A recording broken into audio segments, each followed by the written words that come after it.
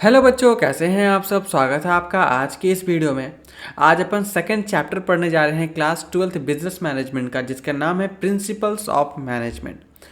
आराम से इस चैप्टर को पढ़ेंगे। हम लोग कोशिश करेंगे कि वन शॉट में इस चैप्टर को अच्छे से पढ़ें, और आगे चल करके आप लोग का सपोर्ट रहा तो डेफिनेटली मैं कोशिश करूंगा कि आप लोगों के लिए हर एक चैप्टर से लिंक्ड एक दूसरा वीडियो बनाऊं, जिसमें उस चैप्टर की पर्टिकुलरली, जैसे ये चैप्टर सेकंड है ना, तो इसकी सारे पीवाईक्यूज जो रिलेवेंट है पिछले आए 3-4 सालों में जो आ चुकी हैं, उसको मैं अच्छे से डिस्कस करते हुए एक वीडियो बना दूं। जिससे क्या होगा, जो बच्चा रिवाइज कर रहा है या फिर जो बच्चा फर्स्ट टाइम भी पढ़ रहा है, अगर वो फर्स्ट टाइम इस वन शॉट वीडियो को देख लेता है, लेक्चर को अच्छे से देख लेता है, इस नोट्स को पढ़ लेता है, उसके बाद उसे पीवाईक्यूज़ की भी जो प्रैक्टिस होगी वो मैं करवा दूँ, सो डैट कि वो एक तरीके से एग्ज़ाम रेडी हो चुका है, उसकी कॉन्फिडेंस बहुत ज़्यादा बूस्ट हो जाएगी।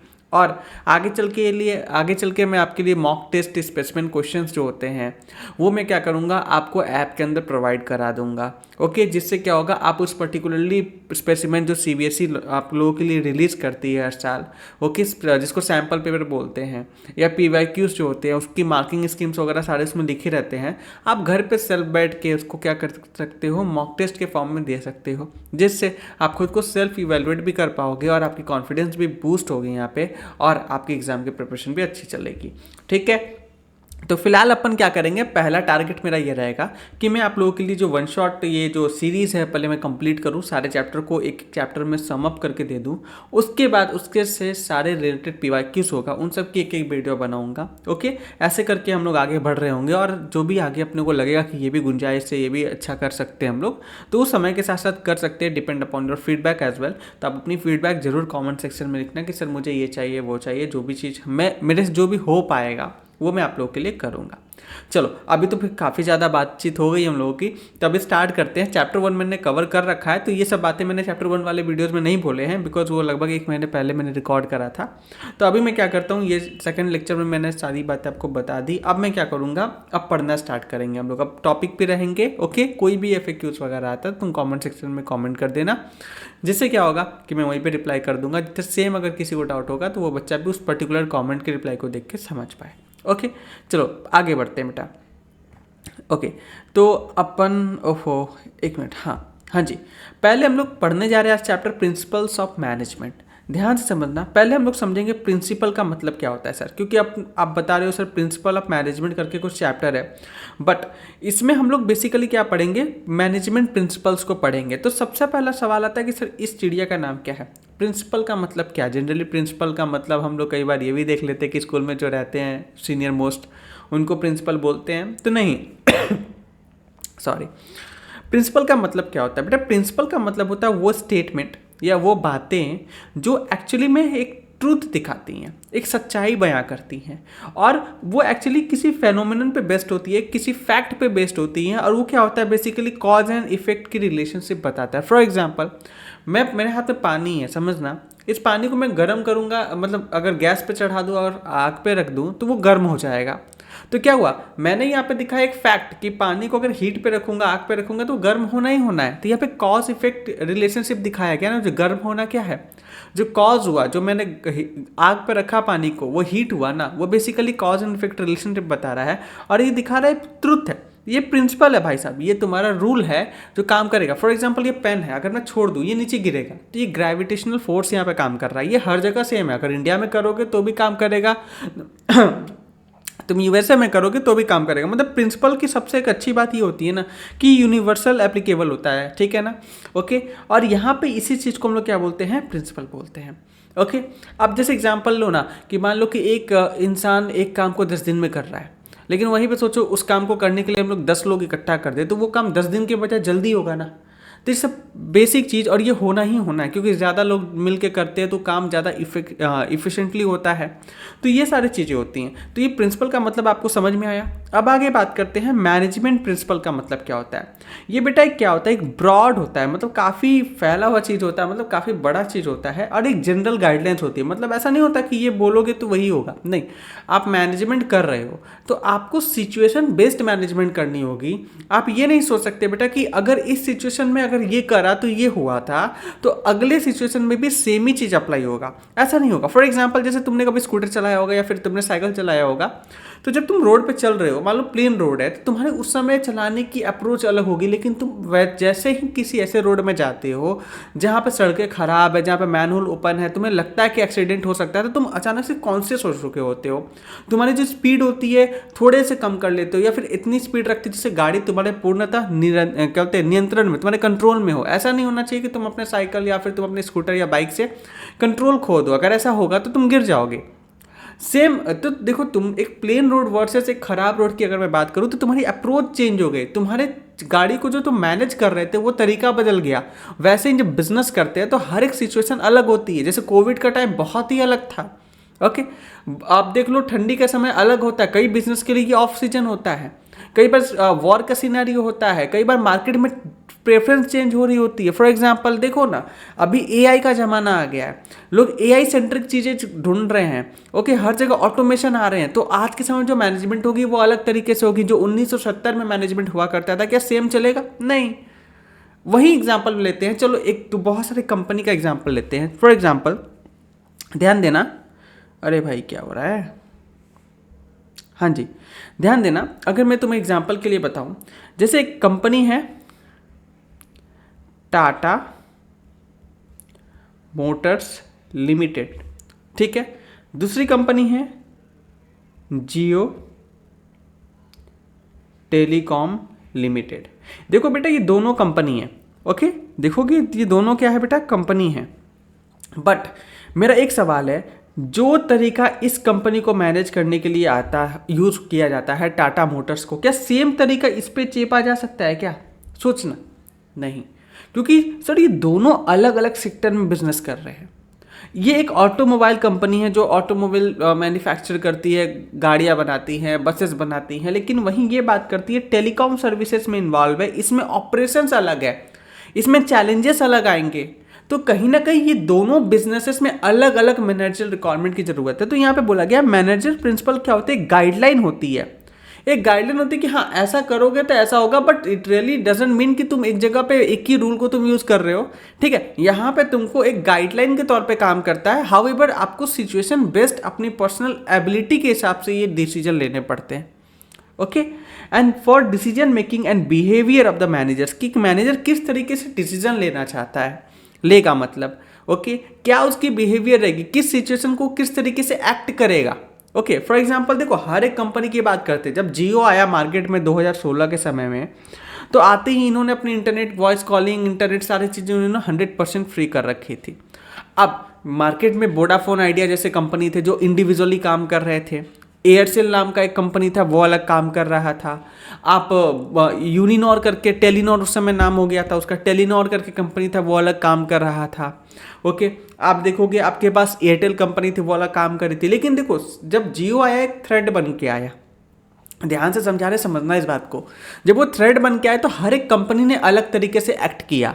एयरसेल के ऊपर इतनी डेट बढ़ गई कि उनके पास 4G स्पेक्ट्रम वगैरह लगाने का वो सब टाइम ही नहीं मिला, और पैसा ना होने के कारण बैंकरप्ट हो गए। वो उन्होंने सोचा कि नहीं अब हमसे नहीं हो पाएगा, लेट बी ए बैंकरप्ट। उसके सीईओ ने ये डिसाइड किया।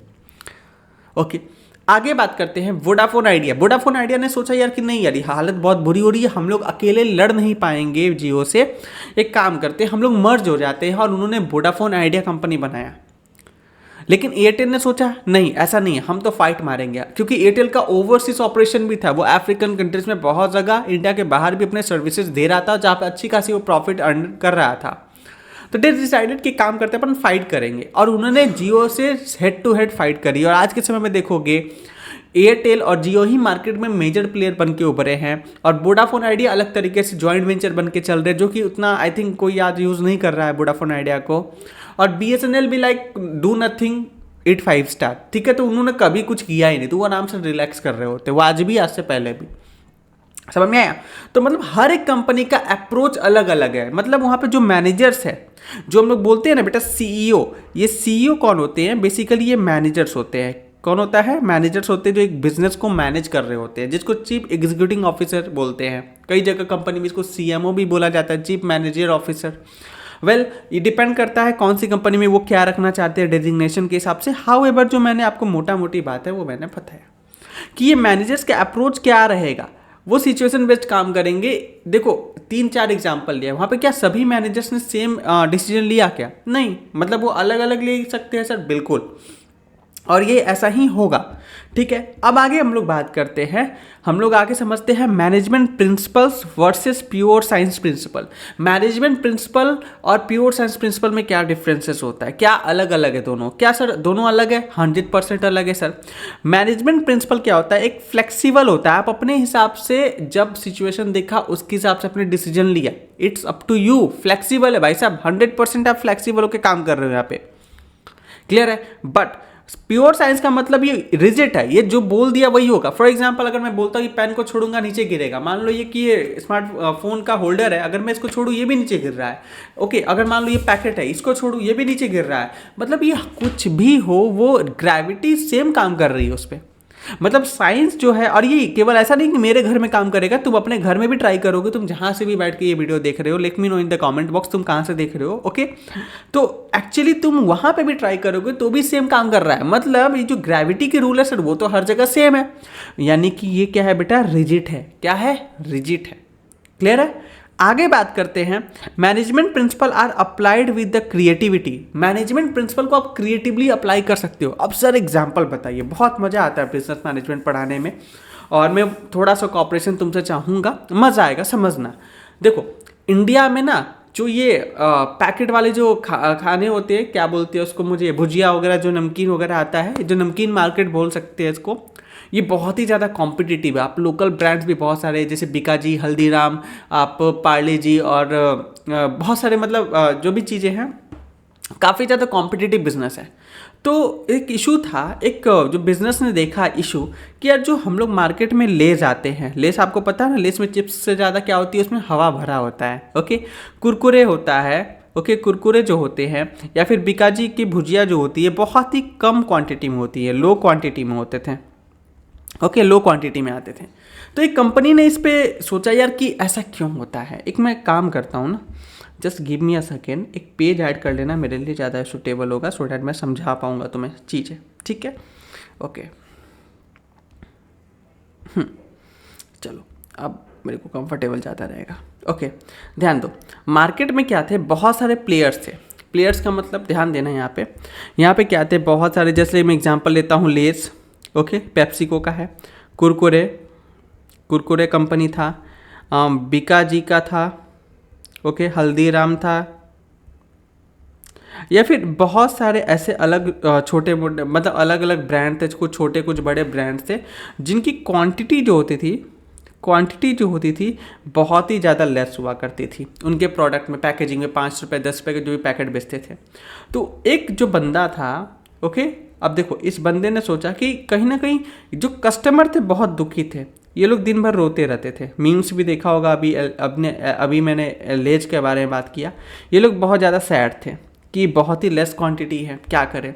तो इन्होंने सोचा एक दिमाग लगाते हैं, हम लोग अपना क्या करेंगे, वेफर्स निकालेंगे, ठीक है, पैकेट, जिसमें जो क्वांटिटी जो होगा वो थोड़ा हाई रखेंगे, हाई या फिर अप रखेंगे। मान लो ये लोग लेट से 15 ग्राम्स दे रहे हैं 5 रुपये के पैकेट में, ओके, तो हम लोग क्या करेंगे, हम लोग 25 ग्राम्स देंगे। इनका सिंपल फंडा ये था। ओके, बाकी सारे चीज़ जैसे पंजाबी तड़का होता है, अलग अलग भुजिया होते हैं, इनका मकसद क्या था कि हम लोग क्या करेंगे, हम लोग क्वांटिटी रखेंगे ज़्यादा। ओके, चलो समझ में आ गया, कोई दिक्कत नहीं है सर। अब ध्यान देना, अब इन लोगों ने मैन्युफैक्चरिंग करा, ये बहुत खुश थे। अभी मार्केट में गए, बहुत सारे स्टोर में गए, ठीक है, स्टोर में गए, ओके, यहाँ पे स्टोर में जो ओनर है वो बैठा था, जो हमारे घर के आसपास किराने वाले अंकल लोग होते हैं उनकी बात हो रही है। अब ध्यान देना बेटा, ओके, अरे ये क्या हो गया, अब ये बंदा बहुत खुश है, ओके, ये जब खुश है बंदा, जब ये इसके पास आया, ओके, अब बोला कि बहुत स्माइल, मतलब गर्व से, काफ़ी ज़्यादा कॉन्फिडेंट था। ये बंदा इसको देखा और ये इधर मुंह दिख रहा है, ये इसको देख ही नहीं रहा है। तो ये बोलता है सुनो मेरी बात सुनो, ये बोलता है बोलो, बोलता है भाई एक बात बताना था, मैंने एक बहुत अच्छा प्रॉब्लम सॉल्व कर दिया है। प्रॉब्लम कैसा सर? हमने एक पैकेट बनाया है, कस्टमर की प्रॉब्लम को देख करके हम लोग अपना प्रोडक्ट लाए हैं जिसमें क्वांटिटी बहुत ज़्यादा देंगे आपको, क्योंकि कस्टमर क्या है, परेशान है लेस क्वांटिटी से। क्वांटिटी ज़्यादा रहेगी वो खुश होंगे और आपका कस्टमर आपसे खुश होगा। अब क्या चाहिए? ये बोलता है नहीं, भाड़ में गया तुम्हारा प्रोडक्ट। क्यों? क्यों सर? क्योंकि इनका कहना था कि मार्केट में लोग नए प्रोडक्ट नहीं लेना चाहते। वो जो बंदा कुरकुरे लेना चाहता है वो कुरकुरे ही लेगा, वो जो लेज लेना चाहता है वो लेज ही लेगा, वो बीकाजी जो लेना चाहता है वो बीकाजी ही लेगा, और हल्दीराम लेना चाहता है वो लेगा। तुम्हारा कोई ब्रांड को नहीं जानता, रैंडम सा नया ब्रांड लेके आए हो। अब ये बेचारा बहुत दुखी हो गया, ठीक है ना। देखो इसके दुख दिखाता हूँ, कितना दुख है, गर्दन ही गायब हो गया दुख के मारे। ओके, ये दुखी हो गया। अब क्योंकि इनका कहना था कि भाई तुम्हारे प्रोडक्ट का नो डिमांड, ठीक है, डिमांड ही नहीं है मार्केट में, कोई तुम्हें नहीं जानता, कोई तुम्हारा प्रोडक्ट क्यों खरीदेगा। और इकोनॉमिक्स में पता है ना, डिमांड नहीं तो सप्लाई क्या का, खत्म, गया, गुड बाय। तो सिंपल सी बात है। अब ये प्रॉब्लम आया मैनेजर के लिए। अब बीइंग अ ओनर, देखो कि बीइंग अ बिजनेसमैन, ये इसके लिए सबसे बड़ा प्रॉब्लम निकल के आया ना कि सर डिमांड का क्या करें, डिमांड ही नहीं है आपके प्रोडक्ट का। अब डिमांड बनाओ, क्रिएट करो, कैसे करोगे? तो दे डिसाइडेड कि हम लोग क्या करेंगे, अपने पास इतना पैसा नहीं है कि टीवी पे ऐड करवाए, ब्रांड वैल्यू क्रिएट करवाए, ब्रांड इंडोर्समेंट करवाए, सेलिब्रिटीज़ को हायर करें जो एक्चुअली में ये लोग करते हैं। क्योंकि आपको पता होगा कि लेज को जनरली, मुझे याद है उस समय सैफ अली खान काफ़ी ज़्यादा प्रमोट किया करता था। कुरकुरे को ये जूही चावला जी करती थी, बीकाजी, आई थिंक बीकाजी, हल्दीराम कोई तो भी एक थे जो ये अमिताभ बच्चन जैसे लोग रखा गया था। मतलब अच्छा खासा ये लोग पैसा खर्च कर रहे थे, मार्केट कैप्चर बहुत ज़्यादा था, पुरानी कंपनी थी तो ब्रांड वैल्यू भी इनके साथ था। अब इनको समझ में नहीं आया क्या करा जाए। देन ही डिसाइडेड, एक काम करते हैं, डिमांड अपन, देखो कुछ जब सीधी उंगली से घी नहीं निकलती है तो उंगली टेढ़ी करनी पड़ती है। मतलब व्हाट ही डिसाइडेड किया, इन्होंने बहुत सारे वॉलंटियर्स को हायर करा। ओके, अब इनका काम क्या था, ये बहुत सारे वॉलंटियर्स को हायर करा। मतलब ऑब्वियस ही बात है, ये सस्ते में आ गए ना, volunteer comparatively to others person ये सस्ते में आ गए। अब इन्होंने वॉलंटियर्स को हायर करा और इनको बोला कि एक काम कर, इस दुकान वाले के पास जा और जाके बोल कि ये जो ब्रांड है, ये ब्रांड है, लेट्स से हम बोलते हैं एक्स ब्रांड, ओके, ये ब्रांड का भुजिया वगैरह है क्या? अब ये जाके पूछते थे, अब ये बोलता था नहीं, ये ब्रांड का तो नहीं है। अब सारे कस्टमर, अब दुकानदार क्या करेगा, जब ये नहीं है तो ही ट्राई टू ऑफर कि लेज ले लो, कुरकुरे ले लो, बट इन्होंने डिनाइल कर दिया, बोला नहीं मैं जा रही हूँ, चले गए। अभी बेचारे को, एक दुकानदार को दर्द देने के लिए इतना बहुत है कि जब उसके इतने सारे कस्टमर क्या बोलते हैं दुकान पे आकर के बिना सामान ले चले जाए। अब इस बंदे को समझ में आया कि यार ये प्रोडक्ट का तो डिमांड है, हाउएवर इन लोगों को इसी ने भेजा था, बट अब इसको तो ये बात नहीं ना पता था। What he decided to do, इन्होंने इससे कांटेक्ट किया और इनके प्रोडक्ट खरीदने स्टार्ट कर दिया। अब जब मार्केट में आया तो इन्होंने पहला बैच को, अब ऐसा ये चीटेड ना फील करे तो अपने लोगों से ही क्या करते थे, थोड़ा बहुत प्रोडक्ट खरीदवा लेते थे। और जब एक बंदा का प्रोडक्ट बिकने लगा तब ये बंदा क्या करेगा, दूसरे कस्टमर्स को भी पुश करेगा। और ऐसे ऐसे करके मार्केट में जब एक बंदा नए बंदे ने ट्राई कर लिया उस प्रोडक्ट को, तो ये फील कि नहीं टेस्ट अच्छा है, क्वांटिटी अच्छा, तो फिर से खरीदते हैं। और ऐसे ऐसे करके इन्होंने मार्केट कैप्चर किया, जिसका नाम था, इस कंपनी का नाम है, गुजरात बेस्ड कंपनी है जिसका नाम है बालाजी वेफर्स। आपने नाम सुना होगा, मे बी कभी नहीं सुना है तो देखना। इनके क्वांटिटी हमेशा ज़्यादा होता है कंपेयर टू अदर्स। अब इसका मतलब ये नहीं कि सर भर के देते हैं क्या, नहीं, जहाँ पे ये 15 ग्राम दे रहे हैं यहाँ पे इनका 25 ग्राम रहेगा, थोड़ा तो ज़्यादा रहता है। समझ में आया? ये क्या हो गया भाई? हाँ ठीक है। तो कहीं ना कहीं ये देखो मैनेजर डिसीजन ही तो है। यहाँ पे दिमाग लगाया ना कि भाई साहब हम कुछ ऐसे करके हम लोग क्या कर पाए, जो मार्केट का, हमारा जो मार्केट का शेयर है उसको हम लोग क्या कर पाए, गेन कर पाए। क्या कर पाए बेटा? गेन कर पाए। क्या ये बात समझ में आया? तो यहाँ पे यही बोला है कि मैनेजमेंट प्रिंसिपल जो होता है ये क्रिएटिविटी के साथ अप्लाई होता है। क्लियर है? आप देखो क्या बता रहा है कहाँ गया, हाँ, scientific principles are applied in the absolute और स्टैटिक मैनर। जो साइंटिफिक प्रिंसिपल होते हैं बेटा वो जैसा है वैसा ही अप्लाई होता है। ये भाई साहब आप ऐसा नहीं कर सकते कि आप इसको मॉडिफाई कर पाओ, नहीं, जैसा है एज इट इज वो क्या हो जाएगा, अप्लाई हो जाएगा। क्लियर है? Management principle have to keep pace with the changes in environment. जैसे जैसे इन्वायरमेंट चेंज होता है आपको अपनी स्ट्रैटेजी बदलनी पड़ती है, चीज़ें हैंडल करने का तरीका बदलना होता है। जैसे एयरटेल 2016 के पहले, same Airtel 2G internet 1 GB 28 दिन के लिए 199 का दिया करता था। लेकिन जैसे ही जियो आया वो प्राइस कम कर दिया, ठीक है ना। आज के समय भी देखोगे तो आई थिंक 349 का 1.5 GB पर डे का आई थिंक उसका प्लान आता है एयरटेल का, 28 दिन का, 28 दिन का, जिसमें 1.5 GB पर डे दिया जाता है। अब तो 5 GB देते हैं ना एयरटेल वाले तो। और अनलिमिटेड कॉल, जो उस समय था अनलिमिटेड कॉल नहीं था, कॉल के लिए अलग से रिचार्ज कराओ। इंटरनेट 1 GB मिलेगी। आज पर डे आपको 100 SMS फ्री मिलता है। पहले ज़माने में SMS जैसा कोई कॉन्सेप्ट नहीं होता था, लोग SMS पैकेज अलग से भरवाया करते थे। तो आज के समय वही एयरटेल जो 2014 में, आज से ठीक 10-11 साल पहले जो जिस तरीके से वो काम किया करते थे, आज वो चीज़ें बिल्कुल ही बदल गई हैं, चीज़ें बिल्कुल ही चेंज हो गई हैं। ओके, तो ये बोला गया कि जैसे जैसे इन्वायरमेंट बदलेगी वैसे वैसे आपको मैनेजमेंट करने का तरीका भी बदलना होगा। अगर एयरटेल अगर ऐसा ना करे तो आज एयरटेल का कोई प्लान क्यों खरीदेगा, लोग जियो में स्विच हो जाएंगे ना। क्लियर है, ध्यान देना। Scientific management scientific principle do not change with the time, लेकिन साइंटिफिक प्रिंसिपल जो होता है बेटा समय के साथ कभी नहीं बदलता। ग्रेविटी आज से 100 साल पहले भी थी, 1000 साल पहले भी थी, आज भी है, और आज से 100 साल बाद भी रहेगी, और आज से 1000 साल बाद भी रहेगी। मतलब साइंस जो है वो भाई नेचुरल यूनिवर्सली एप्लीकेबल होता है। हावेवर जो मैनेजमेंट होता है वो नहीं होता, वो समय के साथ बदलता रहता है, बिल्कुल तुम्हारे एक्स की तरह। ठीक है, चलो आगे बात करते हैं management principle versus management techniques. अब मैनेजमेंट प्रिंसिपल और मैनेजमेंट टेक्निक्स में क्या डिफरेंसेस होती है इस चीज़ को समझना। मैनेजमेंट प्रिंसिपल जो होता है ये गाइडलाइन होता है एक्शंस के लिए, ठीक है ना, ये फ्लेक्सिबल होता है। अभी हम लोगों ने इस पर चर्चा किया अच्छा खासा। वही मैनेजमेंट टेक्निक जो होता है ये मेथड होते हैं बेटा, प्रोसीजर होता है जो हम लोग फॉलो करते हैं एक काम को करने के लिए, ठीक है। मैनेजमेंट टेक्निक का लेस फ्लेक्सिबल, ये तुम्हारा लेस फ्लेक्सिबल होता है। कुछ टेक्निक्स होते हैं, हार्ड एंड फास्ट रूल होते हैं जिसको हम आगे पढ़ेंगे, उसको आप वैसे ही परफॉर्म करते हो। ओके, तो ये टेक्निक्स होते हैं। प्रिंसिपल्स क्या होते हैं, प्रिंसिपल फ्लेक्सिबल होते हैं, अपने हिसाब से काम करो भाई साहब, ठीक है।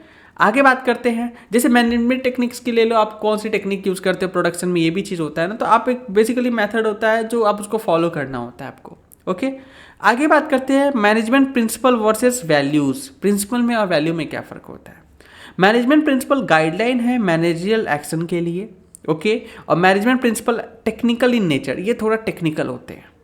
लेकिन वैल्यूज़ क्या होते हैं, ये गाइडलाइंस होते हैं फॉर ह्यूमन बिहेवियर। जैसे टाटा देखोगे आज के समय में उन्होंने इंडिया का सबसे बड़ा, आई थिंक मुझे जहाँ तक पता है, कैंसर हॉस्पिटल चलाते हैं। वो बहुत ज़्यादा फिलैंथ्रोपी जैसे काम में वो इन्वॉल्व होते हैं।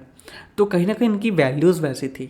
Okay, value are ethical in nature, हम कभी किसी से चीट नहीं करेंगे। आप हो सकता है ना कुछ ऐसे बिजनेस स्टार्ट करो जिसमें आपका पर्सपेक्टिव हो कि सर हमारा कस्टमर हमसे कभी चीट नहीं होना चाहिए। ओके, ठीक है, पैसा दे रहा है, हम प्रोडक्ट उसको दे रहे हैं, उससे प्रॉफिट कमाएंगे, इसमें कुछ गलत नहीं है, बट हम उसको कभी चीट नहीं करेंगे। आज मार्केट में देखोगे पतंजलि जैसे कंपनी है बेटा, जो रामदेव बाबा जो होते हैं, उनकी प्रोडक्ट बहुत चीप है, घटिया है, बट स्टिल दे पोर्ट्रे करते वो कितना वो नेचुरल प्रोडक्ट बेच रहे हैं। उनकी जब पता चलता है, जब लैब टेस्टिंग होती है, वेरियस न्यूज़ चैनल वगैरह, फूड फार्मर एक बहुत अच्छा यूट्यूब चैनल है उनका, देखोगे तो यूल फाइंड कि नहीं यार, उनकी जो फूड की जो प्रोडक्ट की जो टेस्टिंग करता है, जिसमें वो ट्रस्ट दिखाते हैं कि नहीं आयुर्वेदिक है, ये है वो है। उनका आटा बिस्किट, आटा नूडल्स में आटा ही नहीं होता भाई, 1% 2% आटा होता है, दैट्स इट। बटर बिस्किट में बटर ही नहीं होता, बेटर फ्लेवर होता है बस। तो कहीं ना कहीं ये वैल्यूज़ थोड़ी हुआ। आप महंगा भी ले रहे हो, आप अपने भरोसे का, अपनी गुडविल का फ़ायदा उठा रहे हो, लोग आप पे ट्रस्ट करके आपका प्रोडक्ट बाय कर रहे हैं और आप उनसे चीट कर रहे हो। कहाँ तक सही है, समझ में आया। तो यहाँ पे values and principle are both are different, right, clear है। चलो आगे बात करते हैं नेचर और फीचर या कैरेक्टरिस्टिक्स क्या होता है बेटा मैनेजमेंट प्रिंसिपल का। एक बात मैं बता देना चाहता हूँ, आपके एग्जाम में बेटा इस बात को ध्यान रखना, जो मैक्सिमम क्वेश्चंस होंगे वो होंगे केस बेस्ड, ठीक है। मतलब सर एक रैंडम सा केस होगा, उसको आपको पढ़ना होगा, ठीक है। इसलिए केस पढ़ने की प्रैक्टिस करके जाना, ओके।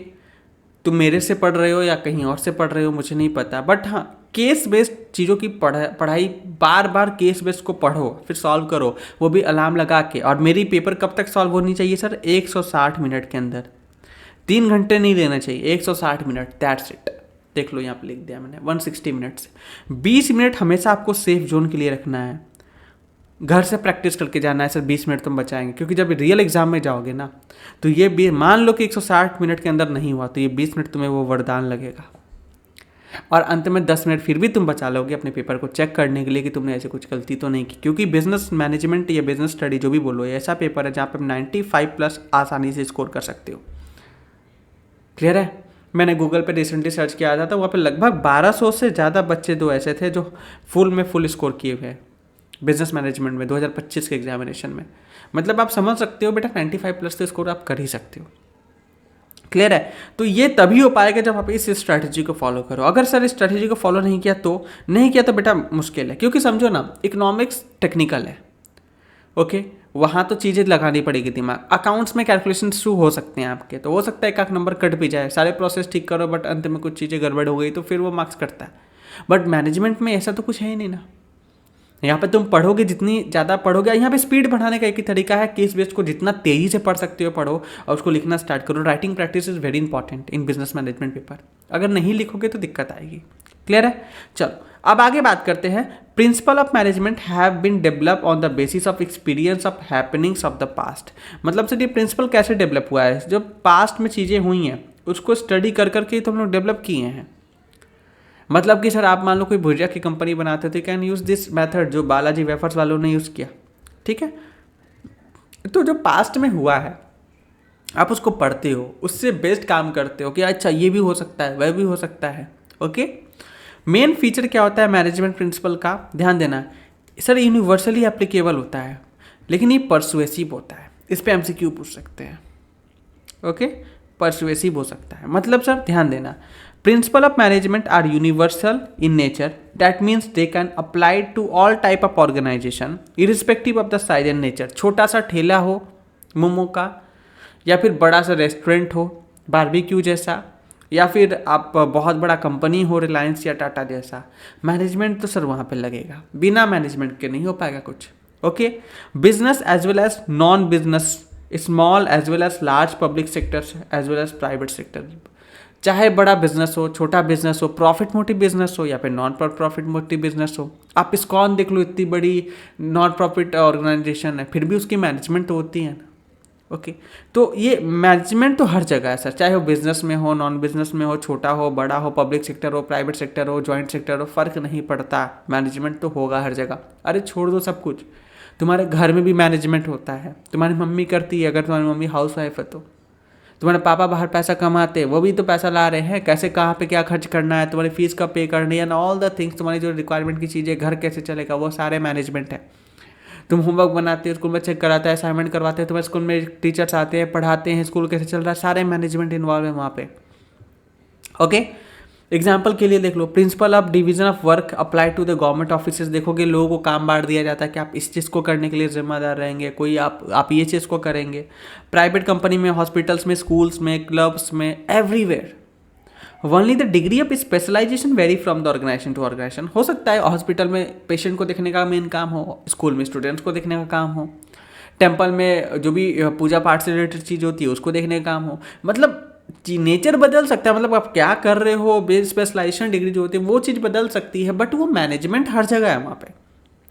Management is everywhere. ठीक है, चलो आगे बात करते हैं। जनरल गाइडलाइन है सर, मतलब मैनेजमेंट क्या है? गाइडलाइन है to action, but this principle do not provide the readymade solution any problem. मतलब रेडीमेड सॉल्यूशन नहीं बताता भाई, ये गाइडलाइन बताता है कि ऐसे ऐसे आप कर सकते हो। However you have to decide कि आपको कब क्या करना है। जैसे साइकिल चलाना तो आप सीख लिया, लेकिन आप भीड़ देखते हो, कभी भी फंसते हो, तो उस समय आपको क्या करना है? आप समय को देख के डिसीजन लेते हो। आपको ऐसा नहीं कि हमेशा बस एक जगह बैठा बैठा परोस के मिल जाता है, ऐसा नहीं होता। Example, principle of stability tenure consists of giving the stable time period to employee to settle down, but how much time to be given? 6 months, 1 year, vary from the company to company। ठीक है, इस example से आपको समझ में आया होगा। अब आगे बढ़ते हैं। तीसरा आता है form by the practice and experiment. मतलब जो हमारा मैनेजमेंट होता है वो प्रैक्टिस और एक्सपेरिमेंट से आता है। कई बार आप फेल भी होते हो, कई बार आप आगे भी बढ़ते हो, तो ये प्रैक्टिसिंग चीज़ है। हमेशा आप सक्सेस हो, इसकी कोई गारंटी नहीं है। The management principle are developed only after the deep and throughout research work. They are not developed overnight. रातों रात ये होने वाला चीज़ नहीं होता। poor proper observation and experiment are conducted before the developing them. Okay, therefore they can evolutionary in nature, evolution होता जाता है समय के साथ, ये और भी ज़्यादा एडवांस होता जाता है. ठीक है. Example, principle of division is not develop overnight, but principle was develop when it observe that dividing the work result is improve the performance, and then this is what tried and tested in different organizations, and when majority organization got result of specialization, then this principle was made. मतलब sir यहाँ पे division of work की बात हो रही है कि अगर एक बंदा कोई काम को करता है, इससे बेटर है कि बहुत सारे लोगों को काम दिया जाए उनके स्पेशलिटी के हिसाब से, जिससे हमारी जो इफिशियंसी है वो बढ़ जाएगा, परफॉर्मेंस बढ़ जाएगा. और इस समय के साथ ये टेस्ट होता है, और आज के समय में देखो कि मेजोरिटी जो ऑर्गेनाइजेशन है ये काम को क्या करते हैं, यूज करते हैं. ओके, आगे बात करते हैं. Flexible management principle can be applied differently under the different conditions. अभी बताया है आपको. Some changes can be made in application of a principle according to the requirement of the company.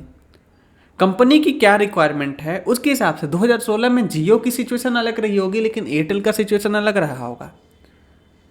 तो आज के समय भी हर एक कंपनी की सिचुएशन अलग है. तो कहीं ना कहीं आपको समझना पड़ेगा कि आप कहाँ बैठे हो, उस चीज़ को, कंडीशन को समझना होगा. देन ओनली आप क्या कर सकते हो, कोई भी एक्टिविटी को परफॉर्म कर सकते हो. They are not set up rigid statement. कोई हार्ड एंड फास्ट वो नहीं है कि ये करने से वो होगा, वो करने से ये होगा. नहीं, it can be modified by the managers who are using them. ये जो मैनेजर्स है अपने हिसाब से उसको मॉडिफाई कर सकते हैं. 2022 में मेरे को याद है चैट जीपीटी आया था, राइट. 22 की 23 में आया, 23 के अंत में आता है चैट जीपीटी. जब चैट जीपीटी आया तो गूगल की रातों की नींद उड़ गई थी भाई साहब. सुंदर Pichai word like WhatsApp and क्या होगा अब आगे, ये क्या हो गया, चैट जीपीटी आ गया. बट उन्होंने भाई साहब बहुत तेज़ी से काम किया एंड उन्होंने जेमिनी लेकर के आए, राइट. तो कहीं ना कहीं आपको समझना पड़ेगा, आप हर एक सिनेरियो में अलग से काम करोगे. इस चीज़ को मैं बार बार रिपीट कर रहा हूँ आज, बिकॉज ये इंपॉर्टेंट, इस चैप्टर का एसेंस यही है, मुद्दा यही है चैप्टर की. सर जब हम लोग मैनेजमेंट करेंगे तो वी कैन नॉट थिंक कि सर हर जगह एक ही चीज़ चल रहा है. नहीं, नेवर. हम लोग को सिचुएशन बेस्ट डिसीजन लेना होगा, प्रॉपरली फ्लेक्सिबिलिटी के साथ काम करना पड़ेगा. क्योंकि सर टेक्निक एक हो सकता है, लेकिन प्रिंसिपल जो वैल्यूज होते हैं वो अलग हो सकते हैं आपके. ओके, आगे आता है मेनली बिहेवियरल. मतलब management principle are form to guide the influence the behaviour of employees. Okay, this principle instead improving the relationship between the superior, subordinate and all the members of organisation. यहाँ पे देखो, employ के साथ आप relation भी यहाँ पे देखते हो. आप अपने एम्प्लॉय के साथ अच्छे से ट्रीट नहीं करोगे तो वो अपना 100% आउटपुट आपके ऊपर नहीं देगा. तो आप अपने रिलेशन सुधारिए एम्प्लॉयज़ के साथ. प्रिंसिपल ऑफ डिसिप्लिन इंप्रूव करता है commitment of employees toward the organisation, and principle spirit करता है the corps mould the behaviour of employees toward the team spirit. यहाँ पे लोग टीम में आके टीम वर्क करते हैं, एक साथ काम करते हैं, और जहाँ पे कंट्रोल कोऑर्डिनेशन हो गया भाई साहब, वही तो फिर आगे एक्सेल करता है. अपन क्लास 9 में थे ना, तो अपन एक टॉपिक पढ़ते हैं बायो में कंट्रोल एंड कोऑर्डिनेशन. मतलब कि देखो मेरा हाथ है, ओके, अब मेरे दिमाग है, अब मैं चाहूँगा मैं हाथ को मूव करूँ तो ये प्रॉपरली मूव कर रहा है. बट सोचो ये हाथ मूव ना करे, जब मैं सोचूं इस हाथ को मूव करने के लिए तो वो ये हाथ को मूव कर रहा है, तो प्रॉब्लमेटिक होगा ना.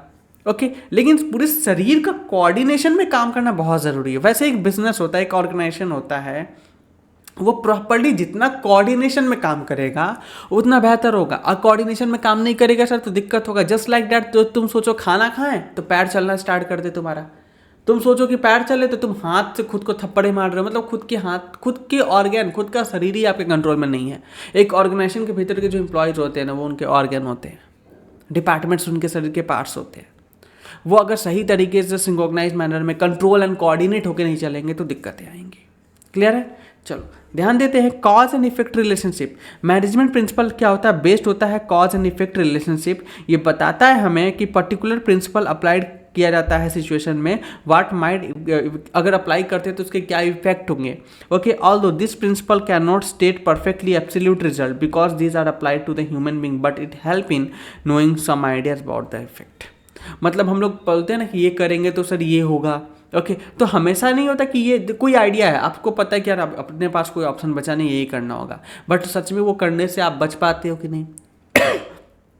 जैसे कि मान लो कल बिजनेस स्टडी की बोर्ड की एग्ज़ाम है और अभी की रात के 10 बज रहे हैं। अब तुम बैठ के, अब समझ में नहीं आ रहा सर क्या करें। अब बैठ के ये वन शॉट देख रहे हैं बैठ के एग्जाम्पल के लिए। बेटा अब जो होना तो हो चुका, अब ये देख लो, ये अंत ऑप्शन है, तुमने अप्लाई तो कर दिया, बट क्या ये रिजल्ट दिखा कि एग्जाम में 90% ला पाओगे? चांसेस बहुत ही ज़्यादा क्वेश्चन मार्केबल है, नहीं पता आएगा नहीं आएगा, गॉड नोस। ठीक है, कॉन्टीजेंट की बात करते हैं। Management principle are contingent and depend upon the situation prevailing the organisation. मतलब कॉन्टीजेंट का मतलब होता है जो फ्यूचर में अनसर्टेन हो। ओके, करेगा, वर्क करेगा कि नहीं करेगा, इस चीज़ को हम लोग कॉन्टीजेंट बोलते हैं। डिपेंड करता है सिचुएशन जो होगा। ठीक है, the application and effect depend upon the nature of organisation. क्या मतलब ऑर्गेनाइजेशन का नेचर भी डिपेंड करता है कि कैसे इसका इफेक्ट आने वाला है। Application of a principle has been change with the change in situation. जो भी एप्लीकेशन होता है प्रिंसिपल का वो चेंज होता है जैसे जैसे सिचुएशन हम लोग बदलते हैं। एग्जाम्पल के लिए देखना, principle of team spirit is very important in organisation, जहाँ पे वर्क जो होता है ग्रुप के द्वारा किया जाता है। Whereas it is of no use companies where work is performed by the individual and not by the group। मतलब सर ग्रुप वर्क जो टीम स्पिरिट होता है वो कहाँ पे काम आएगा? जहाँ पे टीम काम कर रही है। मान लो मैं एक जगह यहाँ बैठा हुआ हूँ, अकेले सारा काम कर रहा हूँ, तो इस चीज़ का क्या मतलब? मेरे पे काम ही नहीं करेगा ना, वो अप्लाई थोड़ी हुआ। तो इस चीज़ को यहाँ बोला जा रहा है। ओके, फीचर्स को मैंने यहाँ पे बता दिया है, ये आप खुद भी देख सकते हो। मेनली बिहेवियरल होता है, कॉज एंड इफेक्ट रिलेशनशिप बताता है, कॉन्टीजेंट होता है सर, यूनिवर्सल एप्लीकेशन रखता है, जनरल गाइडलाइंस होती है और इवोल्यूशनरी होता है। ठीक है, आगे आता है सिग्निफिकेंस या इंपॉर्टेंस क्या होता है मैनेजमेंट प्रिंसिपल का। And our understanding of management principle provide the managers with a general guidelines for their activities. By applying this principle can be help minimise the mistake. आप गलतियों को कम कर सकते हो। And when working with the individual within a organisation, मतलब आप क्या कर सकते हो, जैसे ही आप अप्लाई करते हो मैनेजमेंट के प्रिंसिपल्स को, आप गलतियां कम करने लगते हो, बेटर करते हो। समझो ना, एक आप बिजनेस को चलाना सीखते हो, सीईओ बनते हो, आप किसी बिजनेस को संभालते हो, तो आपकी मैनेजमेंट प्रिंसिपल बहुत मैटर करती हैं। अगर अच्छे तरीके से आप मैनेजमेंट नहीं करोगे तो बिजनेस को डुबा दोगे। तो यहाँ पे इसी चीज़ को बोला कि आपको अच्छे से समझ के काम करना बहुत इंपॉर्टेंट होता है। कोई भी एरा गैरा तो कह रहा, अभी तुम ही हो ना, तुम सोचोगे तुमको कोई सीईओ बना दे कंपनी का, नहीं बनाएगा जब तक तुम एक्सपीरियंस नहीं हासिल करोगे, क्योंकि उसके लिए एक्सपीरियंस की जरूरत पड़ती है। ओके, समझ में आ रहा है? आगे बात करते हैं, significance of management principle is due to following reasons. क्या इंपॉर्टेंट बढ़ा देता है? तो ये प्रोवाइड कराता है manager with the useful insight into reality. ठीक है ना, जो रियलिटी होता है उसकी जो बातें होती है वो पता लगाने में हेल्प करता है मैनेजर्स को। मैनेजमेंट प्रिंसिपल एक्ट करता है guideline for the managers. This principle improve करते हैं knowledge, ability, understanding of a managers under the various managerial situations. अलग अलग सिचुएशन में उनकी अंडरस्टैंडिंग क्या होगी, किस तरीके से वो प्रेशर को हैंडल करेंगे, वो सारे में हेल्प करता है। The effect of this principle help करता है मैनेजर्स को लर्न फ्रॉम देयर मिस्टेक, अपनी गलतियों से सीखो। And this principle guideline manage करता है to take the right decision at the right time. आप सही डिसीजन लेते हो सही समय पे। Optimum utilisation of resources, the management principle instead planned activities and systematic organization of a man and materials in organization. Principles are designed to get the maximum benefit from the human effort and other resources. Optimum utilization अपने economics class 11 पढ़ा हुआ है, वहाँ पे क्या एक चीज़ पढ़ते थे कि सिर्फ रिसोर्सेज को इस तरीके से इस्तेमाल किया जाए जिससे आप मैक्सिमम ऑप्टिमम आउटपुट ले पाए। वो सेम चीज़ यहाँ बोल रहा है कि एक मैनेजमेंट अच्छा कैसे हो सकता है सर, कि हम लोग जो भी ऑप्टिमम यूटिलाइज कर पाए अपने रिसोर्सेज का और उससे ऑप्टिमम आउटपुट ले पाए। अगर ऐसा नहीं करते हैं तो हम लोग अपने रिसोर्सेज का अंडर यूटिलाइजेशन करेंगे जिससे हमारे ऑर्गेनाइजेशन के लिए बेनिफिशियल कहीं से नहीं होगा।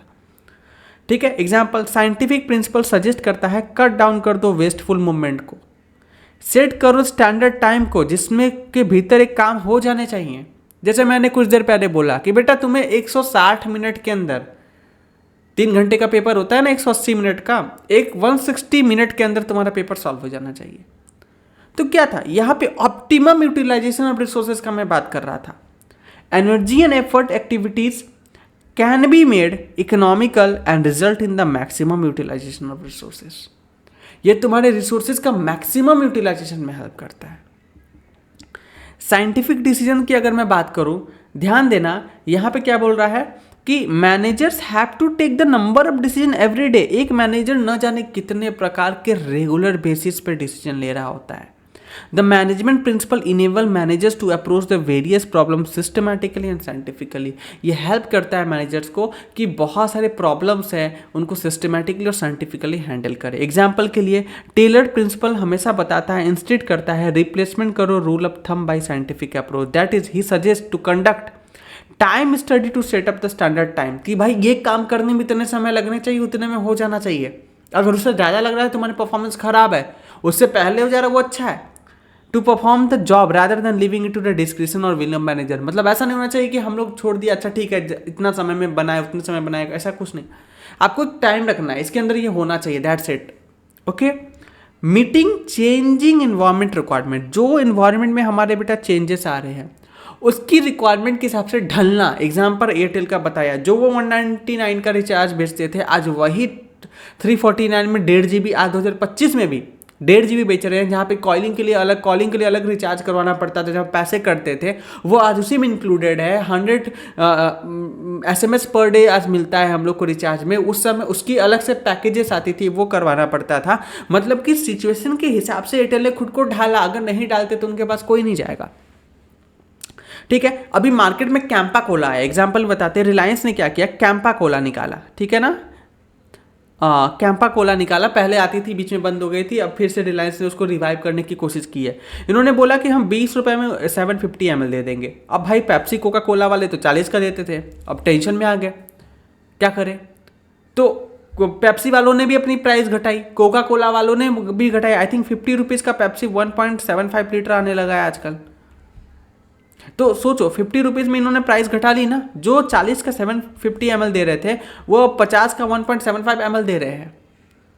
तो कहीं ना कहीं इन्होंने भी अपना स्ट्रैटेजी को बदला ना, एनवायरनमेंट बदलते हुए, कि भाई साहब हमको कैंपा कोला से करना पड़ेगा कंपटीशन। नहीं करेंगे तो कैंपा कोला कहीं मार्केट कैप्चर ना कर ले, फिर हम लोग का क्या होगा, हमारे कस्टमर तो कैंपा कोला के पास चले जाएंगे। क्लियर है? ओके, आगे बढ़ते हैं। Every business has to make the changes in the organization according to changes in the place of business environment. Management principles train the managers in implementing the changes in the right decisions and right level in the organization. Although the management principles are relative and general guidelines, yet to modify this principle changes can make made in the organization. मतलब जो guidelines, obviously बात है ये sir general guidelines होता है, इसको आप change कर सकते हो अपने हिसाब से, कोई हार्ड एंड फास्ट रूल नहीं कि जैसा वैसे ही अप्लाई होगा। ये बातें ऊपर से हम लोग करते हुए आ रहे हैं। इफेक्टिव एडमिनिस्ट्रेशन की बात करते हैं। Administration is a function of the top level management. It is a function major plans policy are formed. Management principles act as a guidelines to the base form various administrative policies to have a systematic working organisation. Example, principle of a unity of a command, ठीक है ना। देखो example लेते हैं, principle of unity command, scalar chain, unity of direction lead to the systematic smooth functioning of organisation. As unity of a command, avoid confusion and more bosses. Unity of direction unifies effort all the employees in a common direction. Unity of command क्या बोलता है कि सारे employees को एक साथ लाओ। अभी ओवरऑल समझा रहा हूँ, ध्यान देना। एक साथ लाओ और एक फोकस में काम करेंगे। Unity the power of strength बोलते हैं ना हम लोग, तो साथ में काम करेंगे ग्रुप के अंदर, जिससे हम लोग मैक्सिमम आउटपुट निकाल पाए, जो हमारी ऑर्गेनाइजेशन गोल है उसको पूरा कर पाए। Okay, scalar chain result in systematic flow. ये स्केलर चैन क्या करता है, सिस्टमैटिक फ्लो ऑफ इंफॉर्मेशन में हेल्प करता है। So all the principle definitely bring effect and efficient administration, जिससे हम लोग क्या कर पाए, हम लोग इफेक्टिव और इफिशिएंट एडमिनिस्ट्रेशन लेके आ पाए। इफेक्ट और इफिशिएंट का मतलब आपको पता है, चैप्टर 1 में हम लोगों ने अच्छे से डिस्कस किया था। एंड छठा आता है हमारे पास फुलफिलिंग सोशल रिस्पॉन्सिबिलिटी। भाई साहब, business business is creation of a society. एक बिजनेस कहाँ से बनता है, सोसाइटी के द्वारा ही तो बनाया गया चीज़ है। Okay, make more resources of a society, ये सोसाइटी का रिसोर्सेज का ही यूज़ करता है। तो भाई साहब इसी से पैसा कमाना है तो उसको सोसाइटी को लेकर के भी तो कुछ करना होगा, कुछ रिस्पॉन्सिबिलिटी है सोसाइटीज़ को लेकर के। जैसे आपके पेरेंट्स ने आपको जन्म दिया, आपको बड़ा किया, आपके सारे खर्चे उठा रहे हैं, अरे आगे चल के तुम्हारी भी तो रिस्पॉन्सिबिलिटी उनके लिए है कि नहीं। तो यहाँ पे यही बोलता है, जैसे बिजनेस बड़ा हुआ, जिस सोसाइटी से निकला उस सोसाइटी को लेकर के भी तो उसकी कुछ रिस्पॉन्सिबिलिटी होगी। Management function do not only act as a guideline for achieving the organisation objective, but this principle also guide the managers to perform the social responsibilities. Example के लिए बात करें, the principle of fair remuneration, adequate salary to the employees can take care of interest of employees also. मतलब employees हमारे काम कर रहे हैं बट उनको सैलरी नहीं दे रहे, बहुत कम सैलरी दे रहे हैं, ऐसा नहीं करना चाहिए। जो जितना मेहनत करा उसके हिसाब से उसको पैसा मिलना चाहिए जरूर से, ठीक है।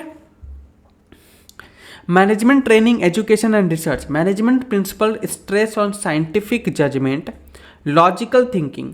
As a result this principle act as a base of doing the research.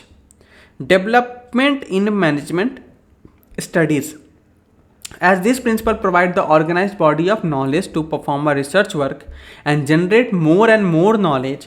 They have provided new ideas, imaginations based for the research and development. Management training education research में क्या होता है, बेसिकली आप बहुत सारे चीज़ों को ट्राई करते हो, रिसर्च करते हो, इमेजिन करते हो, ठीक है ना। तो बेसिकली इसी चीज़ की यहाँ पे बात हो रही है।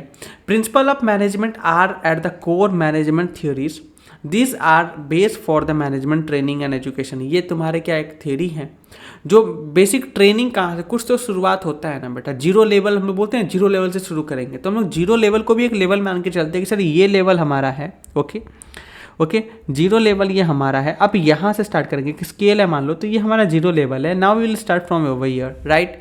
तो यहाँ पे इसी चीज़ की बात हो रही है कि यहाँ पे क्या है, बेसिकली एक ट्रेनिंग का बेस प्रोवाइड कराता है। Professional courses such as BBA, MBA also teach the principle of part of the curriculum. ये लोग, आप पता है बिजनेस को मैनेज करना है तो आप BBA, MBA जैसे कोर्सेज में जाते हो। Management entrance institute like aptitude test लेते हैं based on the management principle. आप देखते हो, आपको अगर इंडिया में अच्छे MBA करना है तो आपको IIM जाना पड़ता है, IIM Indian institute of management, जिसमें काफ़ी पॉपुलर आपको आई थिंक कॉलेज जैसे IIM मुंबई है, अहमदाबाद है, अलग अलग जगह पे आपको मिलते हैं।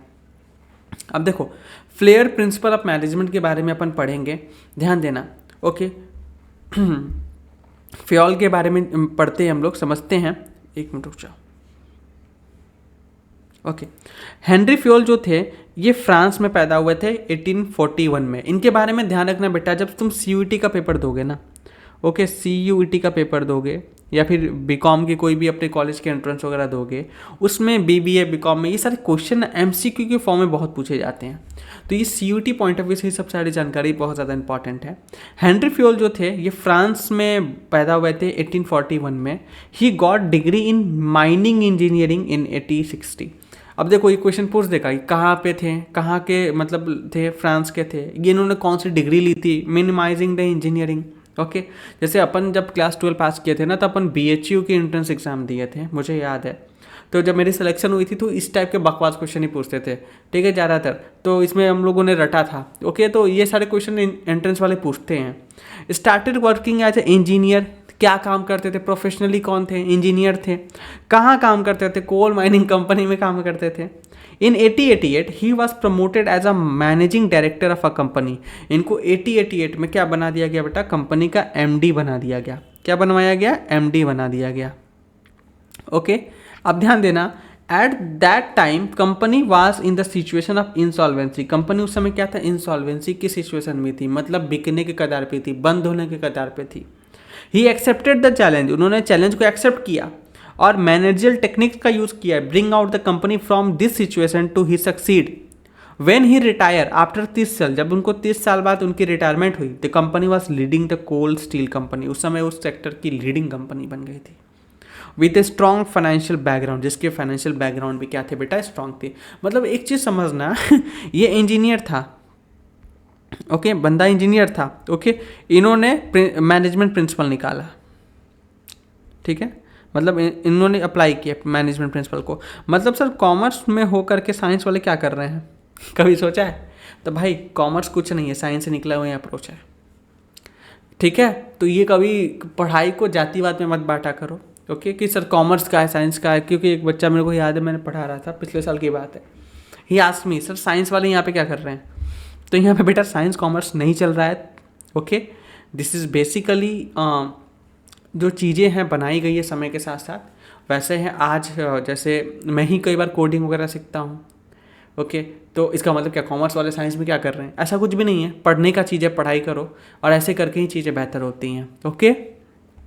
अब देखो Henry fail become the famous father of management study and thoughts because of the following contribution. अब इस पे क्वेश्चन पूछ सकते हैं आपसे कि भाई साहब ये क्या फादर किसके माने गए थे, फादर ऑफ मैनेजमेंट या साइंटिफिक मैनेजमेंट के फादर माने गए थे। ओके, किन कारणों से माने गए थे, अब सवाल ये उठता है। तो इन्होंने क्लियर डिस्टिंक्शन किया था बिटवीन टेक्निकल और मैनेजर स्किल के बीच में। He defined the main step in the process of management which consider as a major functions of a management: planning, organizing, staffing, directing and controlling।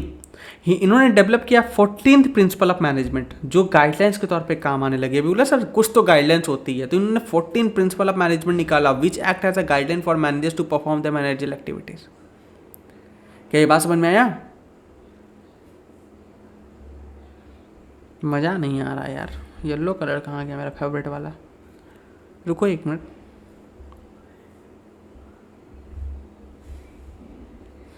अब आएगा ना मज़ा? नहीं आया मज़ा फिर भी। नाउ अब मज़ा आएगा, ठीक, चलो। हाँ जी, अब आते हैं मीनिंग ऑफ साइंटिफिक मैनेजमेंट पे। साइंटिफिक मैनेजमेंट का क्या मतलब होता है, ध्यान देना। लेक्चर थोड़ा सा बड़ा जाएगा नो डाउट, बट मज़ा तुमको आ रहा है, अगर आ रहा है तो प्लीज़ कमेंट में बताना, वीडियो को लाइक करना। और मैं थोड़ा सा समय लूँगा, थोड़ा सा रिलैक्स करते, और एक चीज़ मैं बता देना चाहता हूँ तुमको, जो नोट्स से मैं पढ़ा रहा हूँ बेटा, ठीक है ना, ये जो नोट्स है आपको कहाँ मिलेगी, बिकॉज तुम पढ़ रहे हो तो नोट्स तो तुम्हें मिलनी चाहिए ना। ओके, तो ये मैं तुम्हें दिखाऊँ, मैं तो रुको स्क्रीन शेयर करना पड़ेगा ना, मैं गायब हो गया स्क्रीन से, ठीक है। अब देखो मेरा वेबसाइट दिख रहा है, आप जैसे ही www.vedar.com पे जाओगे, आप यहाँ पे आना, कोर्स के सेक्शन में आना, कोर्स के सेक्शन में आओगे तो CBSE सेक्शन में जाना, जो कि अभी यहाँ पे क्लास 12 कॉमर्स दिख रहा है। यहाँ पे आपको PDF अपलोड कर दी जाएगी। ओके, जो मैंने चैप्टर फर्स्ट पढ़ाया था, देखो ये 17 पेजेस के अपलोडेड है। अगेन चैप्टर 2 इसी के नीचे अपलोड कर दिए जाएंगे। वो कौन से PDF होंगे सर? जिससे मैं पढ़ा रहा हूँ ना, एनोट कर करके, वो यहाँ पे अपलोड कर दिए जाएंगे। हाँ, अब सर मान लो कोई बच्चों को चाहिए कि सर प्रिंट आउट निकालना है मेरे को, क्योंकि आपने इस पर काफ़ी लिखा है, तो ये पढ़ने लायक तो मतलब समटाइम्स सेल्फ स्टडी के लिए तो अच्छा नहीं है, ये तो गाइडलाइंस के लिए अच्छा है। तो वो क्या कैसे ले सकते हैं सर? तो आपको क्या करना है, डिजिटल प्रोडक्ट के सेक्शन पे जाना है। ओके, ये ऐप के अंदर नहीं है सेक्शन, ये वेबसाइट पे आपको मिलेगी एक्सक्लूसिव। कोई दिक्कत आए तो आप क्या करना, व्हाट्सएप पे कांटेक्ट कर सकते हो, वो भी नंबर मैं आपको बता दूंगा। तो आपको क्या करना है, यहाँ पे आकर के आपको क्लास 12 का स्मार्ट बुक देखना है। क्लास 12 की स्मार्ट बुक दिख रही है यहाँ पे, 11th की आपको देखो यहाँ पे स्मार्ट बुक दिख रहा है। कहाँ गया यार, 12th की नहीं है। अच्छा चलो ठीक है, यहाँ पे अपलोड हो जाएगी, अभी मैं भी अपडेटेड नहीं है यहाँ पे। जैसे यहाँ पे दिख रहा है ना, क्लास 9 का दिख रहा है आपको। ओके, क्लास 9 का 11th का भी दिख रहा है, 12th का समाव रह गया है, 12th का अभी यहाँ पे आ जाएगा। बट कोई दिक्कत वाली बात नहीं है। आपको क्या करना है, आपको कोई दिक्कत होती है तो आप डायरेक्टली व्हाट्सएप से आप हमें कांटेक्ट कर सकते हैं। व्हाट्सएप से कैसे कांटेक्ट कर सकते हैं मैं आपको दिखा देना चाहता हूँ। देखो ये नंबर दिख रहा है, नीचे भी आ रहा है नंबर, हावेवर मैं यहाँ पर लिख देता हूँ, ये नंबर को नोट कर लो प्लीज़, 6388556077। ठीक है, यहाँ पे क्या करना है आपको, व्हाट्सएप करना है। क्या करना है, व्हाट्सएप करना है 10 बजे से शाम 8 बजे तक। ठीक है, इसके बीच में आपको रिप्लाई मिलती है। आप व्हाट्सएप तो कभी कर सकते हो रिप्लाई आपको, लेकिन इसी समय के बीच में मिलेगी। आप क्या कर सकते हो, यहाँ से PDF को क्या कर सकते हो बेटा, परचेज कर सकते हो। क्या कर सकते हो, PDF को परचेज कर सकते हो। परचेज करके आप अपने एंड से प्रिंट आउट निकलवा सकते हो। ठीक है, ओके, क्या कर सकते हो बेटा, प्रिंट आउट निकलवा सकते हो। ओके, इसी पे आपको पेमेंट का ऑप्शन दे दिया जाएगा। आपको जो टीम है वहाँ पे पेमेंट ऑप्शन आपको प्रोवाइड कराएगी। आप पेमेंट करके PDF ले सकते हो बुक की, और आप इससे प्रिंट आउट निकाल के पढ़ाई कर सकते हो। ठीक है, ये उनके लिए जिनको रिक्वायरमेंट है, जिनको नहीं है हावेवर आप अपना कंसिडर कर सकते हो जहाँ से भी आपकी नोट्स है। ठीक है, चलो, हाँ ब्रेक टाइम हो गया, अब आगे बढ़ते हैं। मीनिंग ऑफ साइंटिफिक मैनेजमेंट, हमारी जो साइंटिफिक मैनेजमेंट है बेटा, उसकी मतलब क्या होता है, मीनिंग के बारे में बात करते हैं। ध्यान देना, scientific management can be define as application of a science for each and every element of a management. ये एप्लीकेशन है सर साइंस का, ठीक है ना। In general language it means apply scientific tools, methods, trained professional in order to increase the output. मतलब sir scientific tool, methods, professionals, इन सब को यूज़ किया जाता है जिससे हम लोग क्या कर पाए, अपनी आउटपुट को बढ़ा पाए। साइंटिफिक मैनेजमेंट इंस्टेड करता है replacement of role of thumb by science. That means decision in the organization should be not taken basis of the will or wishes. मतलब मेरी इच्छा क्या है या फिर मैं क्या सोच रहा हूँ, दिल से क्या फीलिंग आ रही है, ये सब फालतू की चीज़ें नहीं करनी है यहाँ पे. ये decision must be taken on the scientific studies. जो लॉजिक कहता है, जो सच्चाई है, जो दिख रहा है, उसके हिसाब से डिसीजन होने चाहिए. तुम्हारा मन में तुम्हारा क्या चल रहा है, ये इससे यहाँ पे कोई लेना देना नहीं होता है. डेफिनेशन जो दी गई है साइंटिफिक मैनेजमेंट के द्वारा, ये तीनों डेफिनेशन आपको लर्न कर लेना है. और किसने दिया है ये भी याद रखना है, क्योंकि आपसे पूछा जा सकता है कि ये डेफिनेशन किसने दिया है. और ये कहाँ पे पूछा जाएगा, CUET या फिर जो भी आप यूनिवर्सिटी, स्टेट लेवल यूनिवर्सिटीज़ होते हैं उसके एंट्रेंस में पूछे जाते हैं. तो मैं बताता हुआ चल रहा हूँ तुमसे, ठीक है. यहाँ पे बताया, देखो, scientific management means knowing exactly what you want men to do, ठीक है, and seeing that they do it in the best and cheapest way. मतलब क्या करना चाहते हो, बट करने का तरीका ऐसे होना चाहिए जो सबसे बेस्ट और चीपेस्ट हो. मतलब सर यहाँ पे क्या इफेक्टिवनेस एंड एफिशिएंसी की बात हो रही है, जो चैप्टर फर्स्ट में पढ़ा था. यस, उसी की बात हो रही है. ठीक है, क्लियर है, समझ में आया. आगे बढ़ते हैं. अब देखो, साइंटिफिक प्रिंसिपल ऑफ मैनेजमेंट पढ़ेंगे. Taylor's formulated the 4 principle of scientific management which are explain view. यहाँ पे देखो 4 प्रिंसिपल है, ये इसको पढ़ेंगे. फिर साइंटिफिक टेक्निक्स ऑफ टेलर्स को पढ़ेंगे. ओके, और ये चैप्टर चलेगा अभी अच्छा खासा, समय लेंगे अपन, अच्छे से समझेंगे. ओके, और मैं दिखा देना चाहता हूँ कहाँ तक ये चैप्टर कंपैरिजन वगैरह सब कुछ बताया है. बेसिकली 13 पेज का चैप्टर है मोटा मोटी. ओके, कुछ आखिरी में नोट्स वगैरह लिखाना होगा तो मैं बता दूंगा. हवे ऑलमोस्ट चीज़ें मैंने प्रिपेयर करके लाया आपके लिए, तो जिससे आपको कोई दिक्कत ना हो. इतने अच्छे तरीके से अपन पढ़ रहे हैं जिससे हर एक चीज़ अपने को क्लियर हो. ठीक है, ध्यान दीजिएगा. आगे बढ़ते हैं और समझते हैं साइंटिफिक प्रिंसिपल्स ऑफ मैनेजमेंट के बारे में. ध्यान दीजिएगा, जो टेलर है ना, ओके, दर्जी जो है हमारे, ओके, इनका नाम FW टेलर था प्रॉपर. ओके, इन्होंने 4 प्रिंसिपल ऑफ साइंटिफिक मैनेजमेंट को क्या किया है बेटा, फॉर्मुलेट किया है. कौन कौन से हैं, चलिए समझते हैं. Science not rule of thumb. मतलब क्या, एक साइंस है बट ये रूल ऑफ थंब नहीं है. मतलब जैसे ग्रेविटी, कहीं भी ले जाओ, अगर तुम इंडिया में हो इस पेन को छोड़ोगे नीचे गिरेगा, अमेरिका में जाओगे सेम होगा, USA में जाओ, मतलब क्या बोलते हैं, कनाडा में जाओगे सेम होगा. ठीक है, तुम समुद्र में चल रहे हो उसमें करो सेम होगा, प्लेन में उड़ रहा है उसमें करो सेम होगा. मतलब कि यहाँ पे ये तुम्हारा जो साइंस जो है वो रिजिड तरीके से अप्लाई होता है, लेकिन जो ये तुम्हारा मैनेजमेंट है वो रिजिड तरीके से अप्लाई नहीं होता है. मतलब ये तुम्हारा रूल ऑफ थंब नहीं है. According to this principle, Taylor instead each job performed in organization should be based on the scientific inquiry. ये तुम्हारे साइंटिफिक इंक्वायरी पे बेस्ड होना चाहिए, not an intuition, experience and hit and miss method. He said that there must be thinking before doing, which is not in case of the rule of thumb. कुछ भी करने से पहले जरूर सोचना क्या आपका मन क्या कह रहा है, आप क्या सोच रहे हो, या आपकी पर्सनल इंटरेस्ट क्या है, उस पर काम नहीं करना है अपने को. Rule of thumb means a dictatorship of a manager, where are the scientific decision based on the cause and effect. Rule of thumb का मतलब डिक्टेटरशिप, जो मैंने बोला वो होगा, दैट्स इट, मुझे फ़र्क नहीं पड़ता वो सही है गलत है, I really don't care about it. But यहाँ पे क्या होता है, लेकिन साइंटिफिक डिसीजन ऐसा नहीं होता. ये तुम्हारा कॉज एंड इफेक्ट, अच्छा ये करेंगे तो वो होगा क्या, वो करने से ये हुआ क्या, तो मतलब यहाँ पे कॉज एंड इफेक्ट को देख के काम होता है. If scientific management of methods and ways of production, यहाँ पे कैसे चीज़ें होंगी. ओके, टेलर इंसिस्ट करते हैं introduction of scientific inquiry into the domain of management practice. Taylor believed that there is only one best method to maximize the efficiency. This method can be developed through the work study and analysis. कोई भी काम को कितना effectively कर पाते हो आप, जैसे जैसे आप उस पर काम करोगे, बार बार आप चीज़ों को समझोगे, वैसे ही करते करते आप उसको डेवलप कर पाओगे. The methods to develop should be substitute for the rule of thumb. ठीक है ना, जो मैथड आपका डेवलप होगा बार बार एक ही चीज़ को कर करके, वो रूल ऑफ थंब का सब्सटीट्यूट बन के आएगा आपके सामने. एग्जाम्पल के लिए, in the rule of thumb, the standard time required to do a particular job is decided by the manager on the basis of the past experience.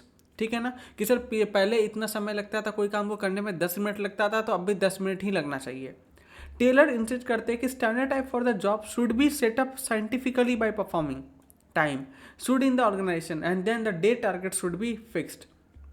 यहाँ पे भाई साहब ऐसा नहीं कि 10 मिनट लगना चाहिए उसमें हो जाना चाहिए, ऐसा नहीं होगा भाई कि कितना टाइम मिनिमम हम लोग कर पा रहे हैं। अब देखो एक काम को बार बार कर रहे हैं तो हो सकता है कोई काम को एक बार हम लोग 8 मिनट में कर ले, कोई काम को कर रहा हम लोग सेम काम को 20 मिनट में किया, 15 का किया, मतलब जो काम को हम लोग 8 मिनट में कर सकते थे उसको 20 मिनट में किया, क्या इसके पीछे कारण था? ओके फिर हम लोग कोशिश करेंगे नहीं हम लोग 8 मिनट के अंदर ही उस चीज़ को कर ले। तो इस चीज़ को यहाँ पे scientific science not rule of thumb में बताया गया है। दूसरा है हार्मोनी नॉट डिस्कॉर्ड। ध्यान देना, according to the principle those who work together, okay जो एक साथ काम करते हैं ऑर्गेनाइजेशन में, must work in the harmony. Harmony का मतलब क्या? प्यार से रहें, ठीक है ना। That is with a mutual give and take हो रहा है यहाँ पे गाइस, ठीक है ना। मतलब कि आप मिलकर रहें, कोऑर्डिनेट होकर काम करें। Understanding generally in the every organisation there are 2 groups of people. यहाँ पे 2 ग्रुप ऑफ पीपल रहते हैं, worker group and management group. एक जो वर्कर ग्रुप होता है बेटा, दूसरा जो होता है मैनेजमेंट ग्रुप होता है। Both the group work as a rival, दोनों एक दूसरे के कट्टर दुश्मन होकर काम करते हैं। Other as worker always feel they are underpaid, worker को हमेशा लगता है कि उसको कम पैसा मिल रहा है, काम ज़्यादा करवाया जा रहा है उनसे। लेकिन मैनेजमेंट को लगता है कि worker are good for nothing, मतलब कि यहाँ पे ये बेसिकली इनको लगता है कि हमारे वर्कर यार कान चोर है, हमेशा इनको यही फील होता है। तो ऐसा नहीं होना चाहिए। यहाँ पे हम लोग को साथ में रह के काम करना है, basically not me and you personally, but हाँ ऑर्गेनाइजेशन में जो लोग काम कर रहे हैं वो। In this principle Taylor insist करते हैं there is a need for both group to change their attitude towards each other.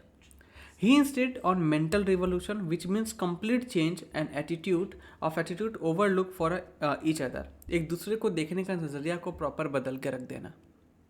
They must develop positive thinking for each other, work with the harmony and avoid the discord as their objective are in the one direction only. क्योंकि इनका objective क्या है? एक direction में है। Okay management should share the gains of a company with workers. अगर कुछ उपलब्धियां होती है तो वर्कर के साथ भी शेयर करो ना। Okay and the same time worker must contribute to the best level, उनको भी अपने तन मन से काम करना चाहिए। Taylor feel that the prosperity of organization depend upon the prosperity of employers as well as the employee. जितना employer prosperity करेंगे उतना ही एक organization की prosperity होगी। Okay? For example, the main objective of a worker is to earn more and the objective of management is to maximize the production. Worker क्या चाहता है? ज़्यादा पैसा कमाना, क्योंकि ज़्यादा पैसा कमाएगा तो अपने लाइफस्टाइल को इम्प्रूव करेगा।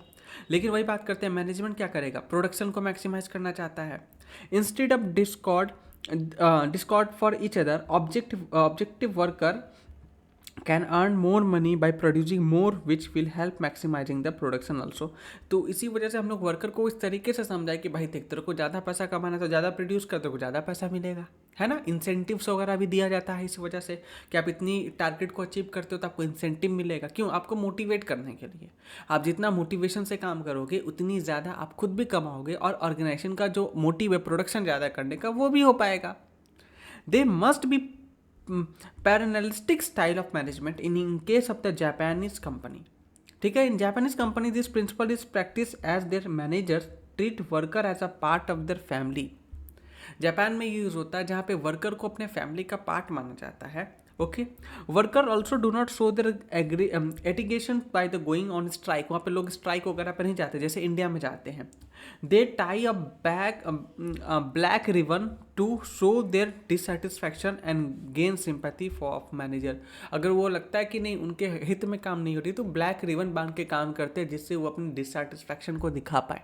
हाँ आई नो इंडिया में वर्कर के साथ फिर उतनी अच्छी ट्रीटमेंट भी नहीं होती, यहाँ पे बेचारों के साथ बहुत बुरा ट्रीटमेंट होता है। तो डिपेंड अपॉन द एरिया। हमें क्या बोला, मैनेजमेंट को भी सुधरने की ज़रूरत है और वर्कर को भी सुधरने की ज़रूरत है। Managers must work almost side by side with the workers and helping and encouraging them. Management का काम है कि वर्कर के साथ काम करे और उसको इंकरेज करे काम करने के लिए और भी बेहतर तरीके से। ऐसा नहीं लगना चाहिए वर्कर की ये तो एड़ा सुबह सुबह आके बस दिमाग खराब करता है, ऐसा नहीं होना चाहिए। ओके आगे बात करते हैं कॉपरेशन नॉन इंडिविजुअलिज्म। ध्यान देना, the principle of extension of harmony not discord. It state that the worker and manager should work together with the mutual confidence, cooperation, open communication, ये तो बता दिया। Management must consult worker while setting their performance standards, welcome their suggestion and rewarding them with appropriate. Workers in turn should avoid the strike and unreasonable demand. मतलब कि क्या है कि worker को ऐसे टारगेट्स मत दो ना जो लगता ही नहीं कि अचीवेबल है। ओके, उनको ऐसा टारगेट दे दिया कि बेचारे वो दिन में 20 घंटा भी काम करे तो भी अचीव नहीं कर पा रही है, तो गलत है ना। समझ में आ रहा है? तो ऐसे टारगेट सेट करो, या फिर टारगेट सेट करने से पहले उनसे पूछ लो कि भाई इतना कर पाओगे। अरे दे रहे हैं 100 रुपये, 8,000 10,000 पर मंथ का काम करवा रहे हैं 20 घंटे का, ऐसा थोड़ी चलता है। ठीक है, तो यहाँ पे इसी चीज़ को बोला गया है, अनरिजनेबल डिमांड नहीं होना चाहिए, नहीं तो फिर वही है ना, वर्कर भी गुस्सा आएगा, स्ट्राइक पे चला जाएगा। अभी रिसेंटली ब्लिंकिट, आपने नाम सुना होगा, ब्लिंकिट के वर्कर्स को, जो डिलीवरी पर्सन होते हैं, इनको गिग वर्कर्स बोलते हैं, उनको पर डिलीवरी के हिसाब से 20 रुपये 15 रुपये मिलते हैं। अब सोचो 20 रुपये 15 रुपये में डिलीवरी वाले भैया जो आपके घर पे आके डिलीवर करते हैं प्रोडक्ट को ब्लिंकिट्स के डार्क स्टोर से ला करके, उनको 20 रुपये 15 रुपये मिलता है पर ऑर्डर। मतलब अगर बंदा दिन में 100 ऑर्डर डिलीवर करता है तो 15 रुपये के हिसाब से उसको मुश्किल से 1500 रुपये मिलते हैं, जिसके अंदर वो लगभग 12 से 15 घंटे काम करता है, तभी उसको 100 मिल पाएंगे। 100 मिलना इस लाइक अपने आप में बहुत बड़ी चैलेंज है। मतलब दिन भर में 30 के आसपास ऑर्डर मिल जाए, वही बहुत बड़ी बात होती है। और मान लो 20 रुपये के हिसाब से भी दिया जा रहा है इसको, तो 600 रुपये से ज़्यादा नहीं कमा पा रहे वो लोग दिन भर में, जिसमें से इनका 300 रुपये के आसपास तो तेल जा रहा है, पेट्रोल लग जा रहा है, 100 रुपये के आसपास गाड़ी की मेंटेनेंस। मतलब दिन भर में इतना मेहनत किया, दिन में 10 घंटे के आसपास ये बेचारे मेहनत करने के बाद 200 रुपये के आसपास ये घर लेके जा पा रहे हैं। अरे भाई साहब, इतनी मेहनत करने के बाद रोड पे चल रहे हो, रिस्क एक्सीडेंट हो जाए पल भर में, तुम्हें भगवान पूछ ले, कैन बी एनीथिंग हैपन ना। यहाँ पे 200 रुपये, यानी 200 रुपये को अगर 30 दिन महीने में काम करता है तो हम 6,000 रुपये पर मंथ कमा पाएगा। क्या ये जिंदगी है यार? डोंट यू थिंक कि ब्लिंकिट को सोचना चाहिए कि एटलीस्ट हम 50 रुपये पर ऑर्डर तो दें। अब इसके लिए तुम डिलीवरी चार्जेस बढ़ाना चाहो तो बढ़ा सकते हो, कस्टमर नहीं आएंगे तो फालतू कस्टमर नहीं आएंगे ना, जो 80 रुपये में प्राइस सेंसिटिव है। इस चक्कर में किसी के जीवन खराब कर दोगे क्या? तो कहीं ना कहीं ये लोग फिर स्ट्राइक पे चले गए, राइट? वो लोग स्ट्राइक पे चले गए, और स्ट्राइक पे चले गए तो फिर ब्लिंकिट ने क्या किया, बोला कि ठीक है सॉरी गलती हो गई, आप आइए वापस। फिर कुछ दिन पैसा दिए, फिर उसके बाद ये हरकत फिर से चालू हो गई। आप इंटरनेट पे देखोगे ना, जाने कितने रील्स न्यूज़ वगैरह छपते रहते हैं। तो यहाँ पे अनरीजनेबल डिमांड है ना। दिन में 18 घंटा काम करेगा कोई, तब जा करके हो सकता है दिन में 1,000 रुपये का रेवेन्यू कर पाए, जिसमें से 500 रुपये को तो पता चल रहा है उसका तेल ही जल गया, क्योंकि हमारी गवर्नमेंट भी बहुत तेज है ना, 20% इथेनॉल ब्लेंडिंग लेकर के आ गई है। मतलब कि गाड़ी 80% उसमें पेट्रोल है, 20% इथेनॉल ब्लेंडिंग है। आई नो इन्वायरमेंटलिस्ट काफ़ी खुश होंगे, लेकिन मेरा कहना है कि भाई पॉल्यूशन कम करना है तो पेड़ लगाओ ना। तुम्हें घर में तुम्हारे पास पैसा कम है तो तुम पैसा ज़्यादा कमाओगे ना, इसका मतलब ये तो नहीं कि घर में खाना खाना छोड़ दे, खाना नहीं खाएंगे सर तो पैसा नहीं लगेगा। गाड़ी है, गाड़ी की इफिशिएंसी घट गई, माइलेज घट गई, लोगों की इतनी प्रॉब्लम्स आ रही हैं। तुम्हारे घर में भी खुद की स्कूटर बाइक होगी, उसकी इंजन खराब हो जाएगी कुछ दिनों में, अगर ऐसा स्थिति रहा तो रस्टिंग इश्यूज आ रहे हैं। केमिस्ट्री पढ़े हो, थोड़ी बहुत याद है 11th 10th वगैरह में के, तो अब अच्छे से पता होगा तुमको।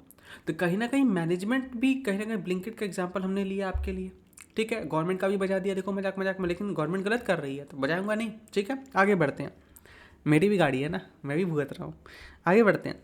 Taylor emphasise equal division of work and responsibility. भाई साहब, हर एक इंसान का एक अपना इक्वल डिवीजन होना चाहिए वर्क का, अपनी रिस्पॉन्सिबिलिटी होनी चाहिए, okay. Between the management, worker with manager, working the along side employment, guiding the supporting them. ठीक है, उनको गाइड करना, उनको सपोर्ट करना, ये भी होना चाहिए, ठीक है। कई बार देखोगे ना, कई एम्प्लॉयज़ होते हैं ना, अपने एम्प्लॉयर्स होते हैं, अपने एम्प्लॉय से अच्छे से बात नहीं करते, वर्ताव उनका अच्छा नहीं होता, बिल्कुल रूडली बात करते हैं, ऐसा नहीं होना चाहिए। एग्जाम्पल के लिए, when the management assign the task based on the worker interest, employer performance and more efficient. मतलब अगर मेरा एम्प्लॉय है, उसको कोई काम करने में मज़ा आता है, तो वो काम उसको अपॉइंट करो ना, जिससे वो अच्छे से काम कर पाए। समझ में आ रहा है? आगे बात करते हैं, development of workers to their greatest efficiency and prosperity. मतलब अपने वर्कर का ऐसे डेवलपमेंट कराओ, ट्रेनिंग वगैरह करा के, जिससे वो ज़्यादा इफिशिएंट का होकर काम कर पाए, okay. Taylor believe overall efficiency and industry depend upon the how efficient its work are. For this, the important to select the right employees carefully based on the qualification and give them job that suit their skill. सही लोगों को सही job देना, okay. He also said that workers should have been given a proper training from time to time, improve and update their knowledge. This will help increasing their efficiency and bring growth and prosperity to both the employees and the company. ठीक है ना। तो इसको हल्का सा देखो, तो मैं थोड़ा चाय पीऊँ, समझ में आए कि नहीं। इसको रीड करो, सामने मैंने ओपन किया है। ओके, मैं थोड़ा गायब हो जाता हूँ, देखो, पढ़ो।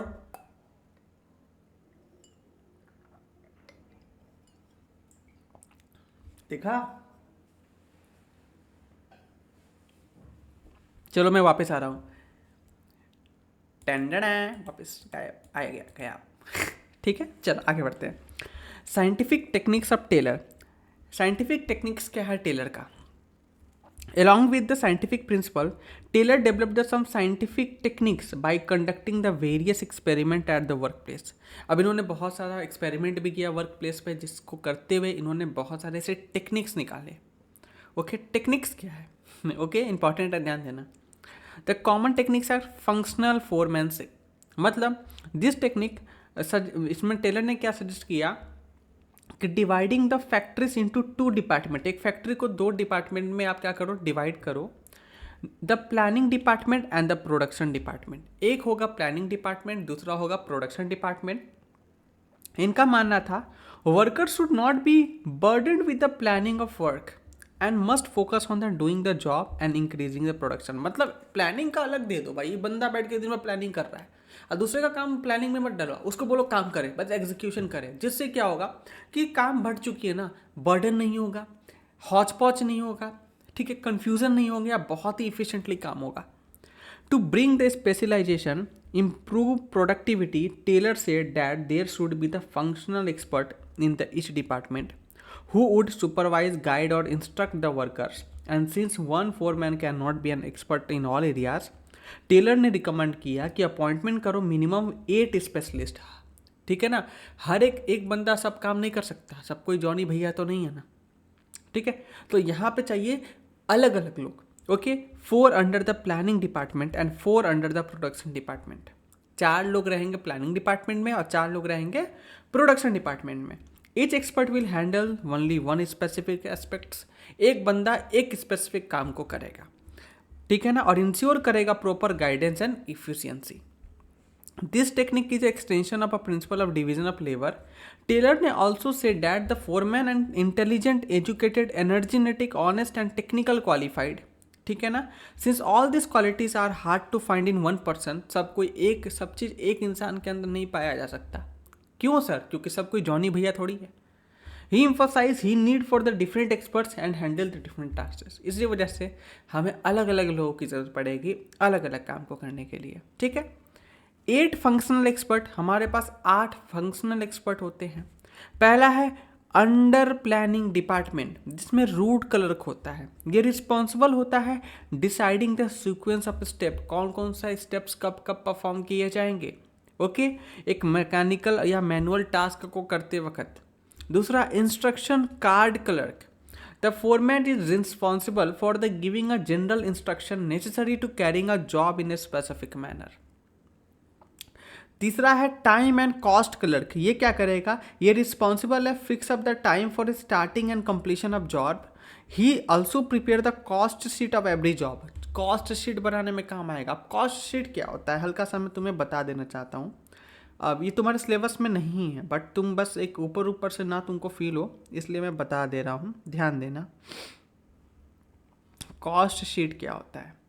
कॉस्ट शीट एक तरीके का स्टेटमेंट काइंड ऑफ होता है बेटा, जिसमें हम लोग ऐसा बनाते हैं जैसे कोई भी कॉस्ट निकालने के लिए काम होता है। कॉस्ट का ना इसमें डिटेल दी जाती है। क्या जाती है?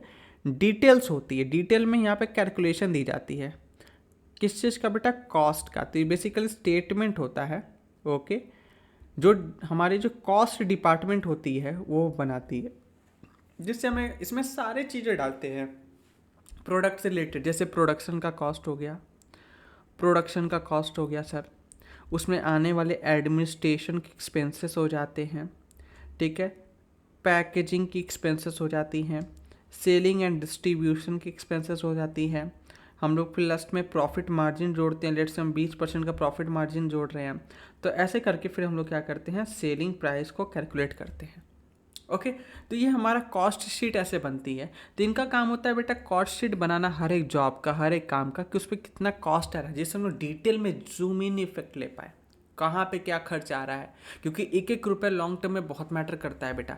एक एक रुपये अगर मान लो हमने एक दिन में लेट से 10,000 प्रोडक्शन करा है, और अगर मान लो साल भर में 365 से मल्टीप्लाई कर दोगे तो 1 10 100,000 10,000 लाख 10 लाख 36 लाख 50,000 हम लोग प्रोडक्शन कर रहे हैं, और सब पे मान लो 1 रुपये का भी हम लोग लॉस कर रहे हैं, तो हम लोग 36,50,000 तो केवल नुकसान ही बुक कर दे रहे हैं। इतना कमाने में ना लोगों की फट जाती है, हम लोग ऐसे वेस्ट कर दे रहे हैं, ऐसा नहीं कर सकते। ओके, आगे आता है हमारा disciplinarian. The foreman is responsible for the performance of a job in orderly and systematic way.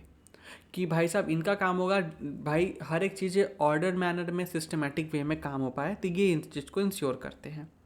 ठीक है। अब foreman under the production operational department. अब देखो प्रोडक्शन या ऑपरेशनल डिपार्टमेंट के अंदर कौन कौन से फोरमैन होते हैं। एक होता है गैंग बॉस। अब लिटरली वो वाला गैंग नहीं होता है, मतलब लिटरली जो ग्रुप होते हैं उसके लीडर को बोलते हैं गैंग बॉस। ठीक है। He is responsible for arranging all the mechanics tools and other materials needed for job, जो काम में आएगा। Work can be begin on time, जिससे काम समय पे शुरू हो पाए बिना किसी देरी के। क्लियर है। स्पीड बॉस क्या होता है, ये इंश्योर करता है कि जो वो काम हो रहा है बेटा सही स्पीड पे होना चाहिए, और हम लोग सही समय पे काम को कंप्लीट भी कर लें। फिर तीसरा आता है हमारा रिपेयर बॉस। ये क्या करता है, ये टेक केयर करता है मेंटेनेंस का, इंश्योर करता है सारे जो मशीन टूल्स है वो प्रॉपरली वर्किंग कंडीशन में हो और बीच में ही ब्रेकडाउन ना हो। अगर ऐसा हो गया तो उस केस में अननेसेसरी डिले होती हैं और फिर लॉस होता है। आगे आता है इंस्पेक्टर। चौथा होता है इंस्पेक्टर, जो क्वालिटी ऑफ आउटपुट को चेक करता है कि जो हमारी प्रोडक्ट की क्वालिटी आ रही है वो सही आ रही है कि नहीं आ रही, जो हमारी आउटपुट होनी चाहिए। अगर उसमें कुछ गड़बड़ी होता है तो उसको सही किया जाता है। देखो कि कोई भी प्रोडक्शन होता है ना बेटा, तो उसके पीछे उसकी बैच नंबर लिखी रहती है। अब सर बैच नंबर क्या होता है, मैं थोड़ा सा तुम्हें दिखाता हूँ, 1 मिनट दो मुझे बस, ठीक है।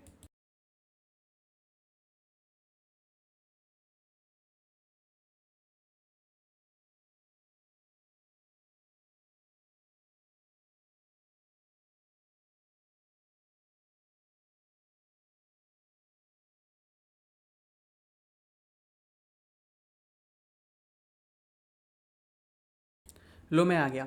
देखो मेरे सामने ये तेल का डब्बा है, अगर तुम यहाँ पे देख पाओ तो यहाँ पे देखोगे ये तुम्हारा यहाँ पे बैच नंबर लिखा हुआ है, अगर दिख पा रहा है तुम्हें, देखो यहाँ बैच नंबर एक सीरियल नंबर यहाँ पे लिखा हुआ है, अगर तुम देख पाओ। अगर नहीं तो कोई भी प्रोडक्ट के पीछे ऐसा लिखा रहता है बैच नंबर वगैरह, उसमें वो किस बैच में मैन्युफैक्चरिंग हुई है। ओके, इसमें बहुत सारे ऐसे जो नवरत्न के जो तेल है वो बने होंगे ना, तो अगर मान लो कि क्वालिटी में गड़बड़ी होती है तो वो सारे बैच को रोक दिया जाएगा, उसमें प्रॉब्लम को देखा जाएगा क्या दिक्कत है। तो ये सारे ना क्वालिटी कंट्रोल एस्पेक्ट्स होते हैं, क्योंकि कस्टमर के पास जा रहा है, अगर क्वालिटी ख़राब आ गई तो ऐसी की तैसी हो जाएगी। जैसे मुझे याद है जब मैं छोटा था तो डेयरी मिल्क ना गोल्डन रंग की फॉइल में आया करती थी, उसके बाद प्लास्टिक होता था। तो एक बार उसमें कीड़े की शिकायत आ गई, कई लोगों ने ओपन किया तो उसमें कीड़े निकल गए। कोका कोला में एक बार छिपकली मरी हुई पाई गई थी, तो वो पूरी बैच को वापस लिया गया था। ठीक है। तो ये काफ़ी ज़्यादा कंपनी के गुडविल को भी हार्म करता है। अब आपको पता है गुडविल क्या होता है, रेपुटेशन जिसको बोलते हैं, तो वो सारे हार्म होती है। तो इस चीज़ को इंश्योर करना बहुत ज़्यादा ज़रूरी होता है। टेलर बिलीव करते थे कि when each foreman give proper instruction and supervision in their area of specialisation, it lead to the better efficiency and productivity of the worker. जिससे क्या होगा बेटा, इफिशियंसी बढ़ेगी, हमारी प्रोडक्टिविटी बढ़ेगी। ठीक है ना। अब यहाँ पे एक्सप्लेनेशन की बात करते, standardisation and simplification of work in a clear and simple Indian. Okay, you can ignore this.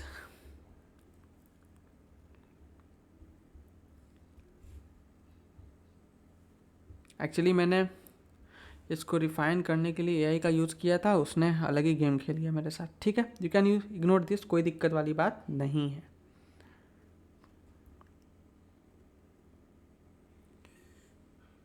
इसको इग्नोर कर सकते हो। हाँ जी। अब देखो standardisation and simplification of work की डायरेक्ट बात करते हैं। ओके, ध्यान देना। साइंटिफिक मैनेजमेंट क्या होता है, साइंटिफिक मैनेजमेंट स्ट्रांगली फोकस करता है मेंटेन करने में प्रॉपर स्टैंडर्ड्स को at every step of business process. Standardisation help करता है इंश्योर करने में consistent output by using the right tools, machines and equipment while other maintaining the quality. Standardization is not just about the quality, it includes the setting standard for size, type and weight and measurement कि product सही size की हो, सही wait में हो, सही measurement में हो। अगर कलर बेस्ड प्रोडक्ट है उसकी कलर्स सेम आनी चाहिए। टेस्ट बेस्ड प्रोडक्ट है, जैसे कुछ खाने का बना रहे हो तो वो सारी चीज़ें सही होनी चाहिए। तो मतलब हर एक चीज़ को कंट्रोल करना, दैट इज कॉल्ड स्टैंडर्डाइजेशन। वो एक चीज़ हो कंसिस्टेंट होनी चाहिए, right. And other features of the product according to the tailored standard method of production should be developed using the scientific techniques. Managers should use the tools like time study, motion study and feedback study. Can also apply modern methods like a Kaizen and Six Sigma.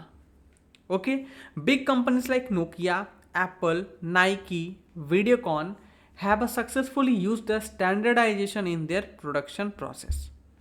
Objective of standardisation, क्या क्या standardisation का बेटा objective होता है? ये reduce करता है fix type, size and characteristics को। ओके मतलब प्रोडक्ट में जो वैरायटी होती है ना उसको बेसिकली जो डिफरेंस होने से रोकता है। It make easier to exchange a part product between the different department and branches. Maintain करता है quality and consistency and clear performance standards for both worker and machines. दोनों के लिए क्लियर परफॉर्मेंस स्टैंडर्ड्स देता है। तो simplification on the other hand देखोगे बेटा, ये रिमूव करता है अननेसेसरी वैरायटी, मतलब चेंजेस जो होते हैं, डिफरेंसेस बेसिकली तुम कह सकते हो इसको।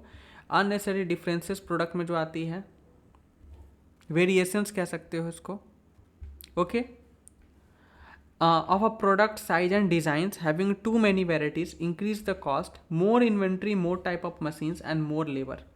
सिंप्लीफिकेशन हेल्प करता है लेबर, मशीन और इन्वेंट्री कॉस्ट को क्या बोलते हैं सेव करने में। ऑल्सो इंप्रूव करता है क्वालिटी एंड रिड्यूस करता है ओवरऑल एक्सपेंसेस। मैंने आपको कुछ वर्ड्स बीच में आए थे जैसे काइजेन, सिक्स सिग्मा, इसको मैं बताऊंगा, रुकना थोड़ा सा। एग्जाम्पल, अ पेपर कंपनी जैसे इन यूएसए रिड्यूस कर सकता है variety from 2000 to 200 which give good result. ठीक है, ओके।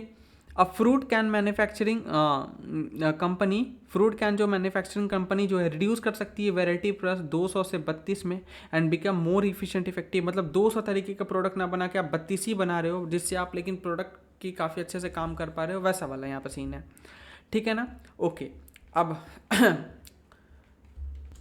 हाँ जी, तो पहले काइजन का मतलब मैं तुम्हें बता दूं आगे बढ़ने के। देखो काइजन का मतलब एक जापानी वर्ड है, ठीक है, आप देख पा रहे होगे।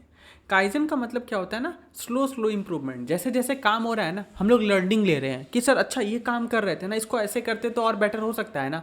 मतलब हर दिन थोड़े थोड़े थोड़े थोड़े इंप्रूवमेंट करते जा रहे हैं, इसको हम लोग क्या बोलते हैं, काइजन बोलते हैं। लेकिन सिक्स सिग्मा क्या होता है, इसमें हम लोग डेटा ड्रिवन डिसीजंस लेते हैं। मतलब हम लोग डेटा कलेक्ट कर रहे होते हैं कि अच्छा इसमें इतना समय लगा, क्या उसमें ये लगा, उसमें ये गड़बड़ी थी। तो डेटा से जो हम लोग डिटेल को निकालते हैं फिर उसको इंप्रूवमेंट में लाते हैं, उसको हम लोग क्या बोलते हैं, सिक्स सिग्मा बोलते हैं। ठीक है ना, समझ में आया, क्लियर है। अब आगे हम लोग बढ़ते हैं वर्क स्टडी की तरफ। ध्यान देना, वर्क स्टडी क्या होता है। वर्क स्टडी एक टेक्निक है बेटा साइंटिफिक मैनेजमेंट का, जो हेल्प करता है achieving the maximum production at the minimum cost. मतलब आपको मैक्सिमम प्रोडक्शन करना है, बस सर मिनिमम कॉस्ट होना चाहिए। मतलब सर लिमिटेड रिसोर्सेज में ऑप्टिमम आउटपुट की बात हो रही है। ओके, ये इंश्योर करता है best use of all resources specially human effort.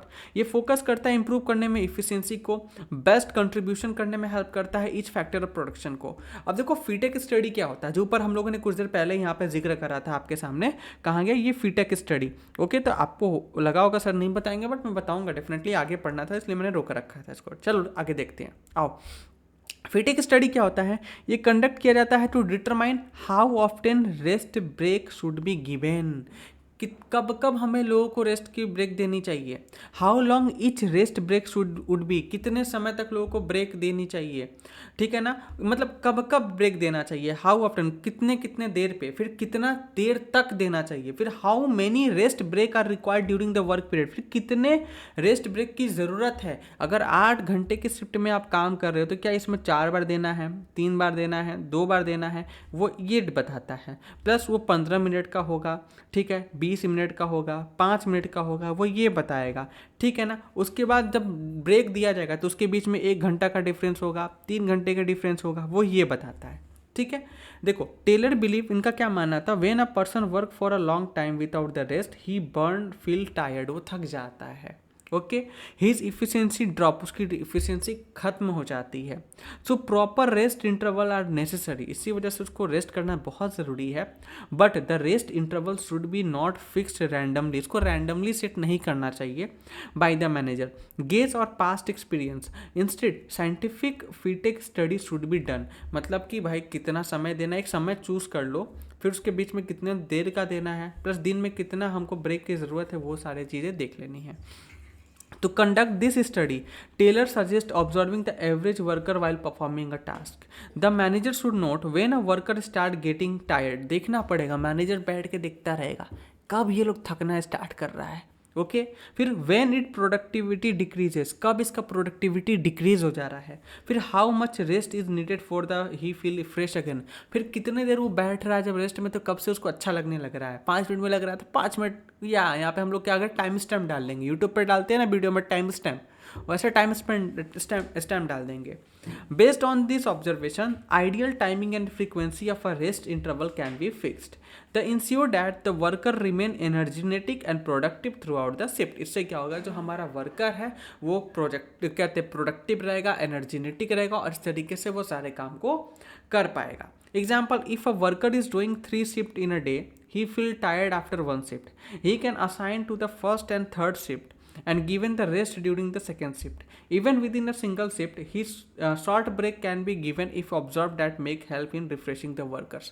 मतलब तुम जैसे बोर्ड्स की पढ़ाई कर रहे हो, जब बोर्ड्स की पढ़ाई कर रहे हो ना, जब मैं सीए फाउंडेशन में था तो यार मैंने ऐसे देखो तो हाईएस्ट पढ़ाई कब करी थी, एग्जाम के टाइम की बात बता रहा हूँ। नॉर्मली तो ये 6 7 8 घंटा ही पढ़ लेता था नॉर्मली, कि जब एग्ज़ाम आ गया था तो उस समय दिन में मैराथन्स होते थे, ओके। और आई एम द पर्सन जो सीए की पूरी पढ़ाई ऑनलाइन मोड में किया, मैंने कभी ऑफलाइन कोचिंग नहीं ज्वाइन किया क्योंकि कोरोना था, और ऑब्वियस ही बात है मेरे पास उतनी सहूलियतें नहीं थी कि मैं जाकर के किसी मेट्रो सिटी में रहूं और फिर जाकर मैं पढूं, ओके।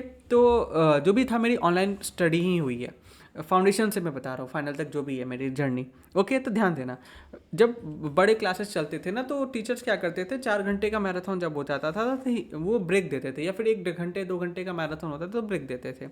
और जब मैं लास्ट टाइम जब पढ़ता था 15 घंटे तक मैक्सिमम पढ़ा हो, not is like one shot, okay.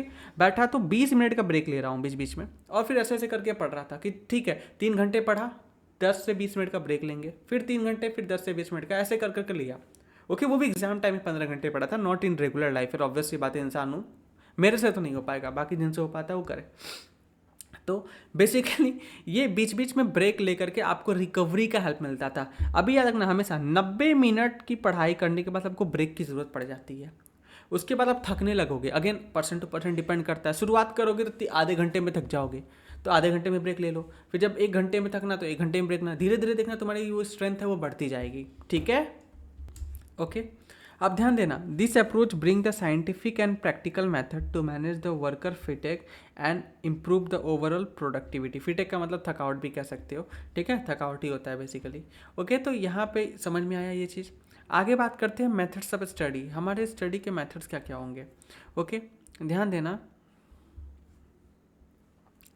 Method study is a technique, okay, जो साइंटिफिक मैनेजमेंट यूज़ करता है find out the one best method of doing a job. मतलब एक काम को एक तरीके से किया जा सकता है। चलो इसको एक एग्जांपल में बताता हूँ, कहाँ गया पेज, ऊपर मैंने कहीं ऐड किया था ना, चलो ये पेज लेते हैं, इसे समझते हैं। ये स्कूल है और ये घर है तुम्हारा।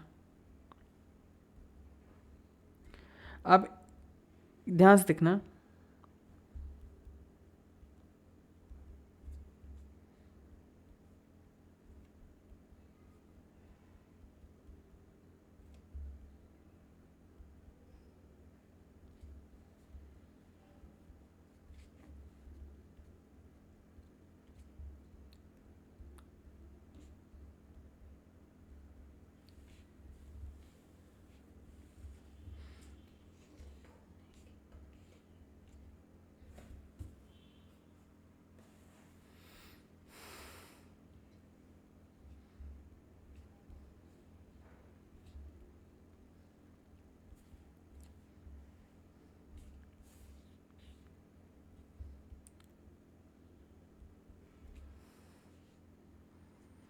अब ध्यान देना, मैंने ये अजीब सा डायग्राम बनाया है तुम्हारे सामने। बेटा ये रूट नंबर 1 है, रूट नंबर 2 है, रूट नंबर 3 है। मतलब एक रास्ता है, तुम हो यहाँ पे मान लो। अब तुम्हें क्या करना है, स्कूल जाना है। तो कैसे जाओगे? एक रास्ता तुम्हारे पास ये है, ऐसे पुलिस स्टेशन होते हुए, रेलवे स्टेशन होते हुए, हॉस्पिटल होते हुए आप इधर से स्कूल जाएं। ओके। दूसरा रास्ता है, आप ऐसे जाएं, हॉस्पिटल होते हुए डायरेक्टली ऐसे घूम करके ऐसे जाएं। और तीसरा रास्ता है, आप रूट नंबर 1 ले और डायरेक्टली स्कूल चले जाएं। आप 3 रास्ते से जा सकते हो, लेकिन आपको अगर इफ़िशिएंटली पहुंचनी है तो आप कौन सा रास्ता चूज़ करोगे? ये वाला यूज़ करोगे। ओके।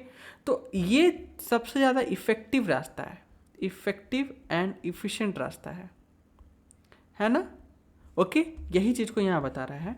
ध्यान देना कि मेथड स्टडी में हम लोग समझते हैं कि हम लोग जो काम कर रहे हैं, एक बेस्ट मेथड चुना जाए, ठीक है, जो काफ़ी ज़्यादा क्या होगा बेटा, इफ़ेक्टिव होगा एंड इफ़िशिएंट होगा। क्या होगा? इफ़िशिएंट होगा हमें कोई भी काम को करने के लिए, ठीक है। The goal to minimise the production cost, इसका गोल क्या होता है? प्रोडक्शन कॉस्ट को मिनिमाइज करने का। बेस्ट पॉसिबल यूज़ कीजिए ऑर्गेनाइजेशन का, रिसोर्सेज का। इकोनॉमिक्स का क्लास 11 का याद आ रहा होगा, जिसमें हम लोग पढ़ते हैं कि रिसोर्सेज का बेस्ट यूटिलाइजेशन होना चाहिए, जिससे हम लोग मैक्सिमम आउटपुट को ले पाए। Taylor believe that the method of doing any task should not be based on the guess work and personal experience. आपको अपना पर्सनली क्या लगता है या फिर हम जो बोलेंगे वो होगा, ऐसा नहीं होना चाहिए। Instead, all the possible methods should be tested in the organization and the one that give maximum output with the minimum cost should be selected. हमें वो चूज करना चाहिए जो मैक्सिमम आउटपुट देगा मिनिमम कॉस्ट के साथ। To decide this method, manager should study every step involve in the process from the purchase of raw material to a final delivery of product.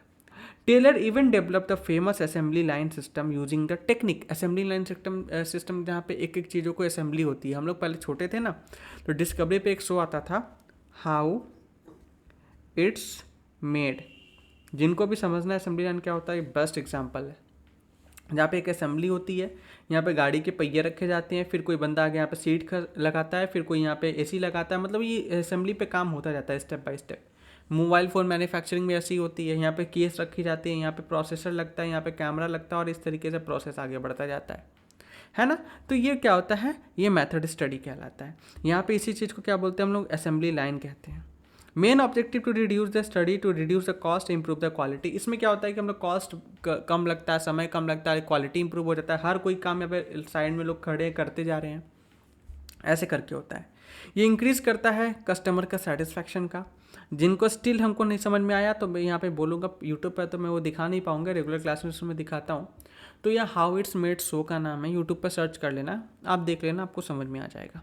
Suppose a company wanted to produce a shoes. Company एक shoes को produce करना चाहती है।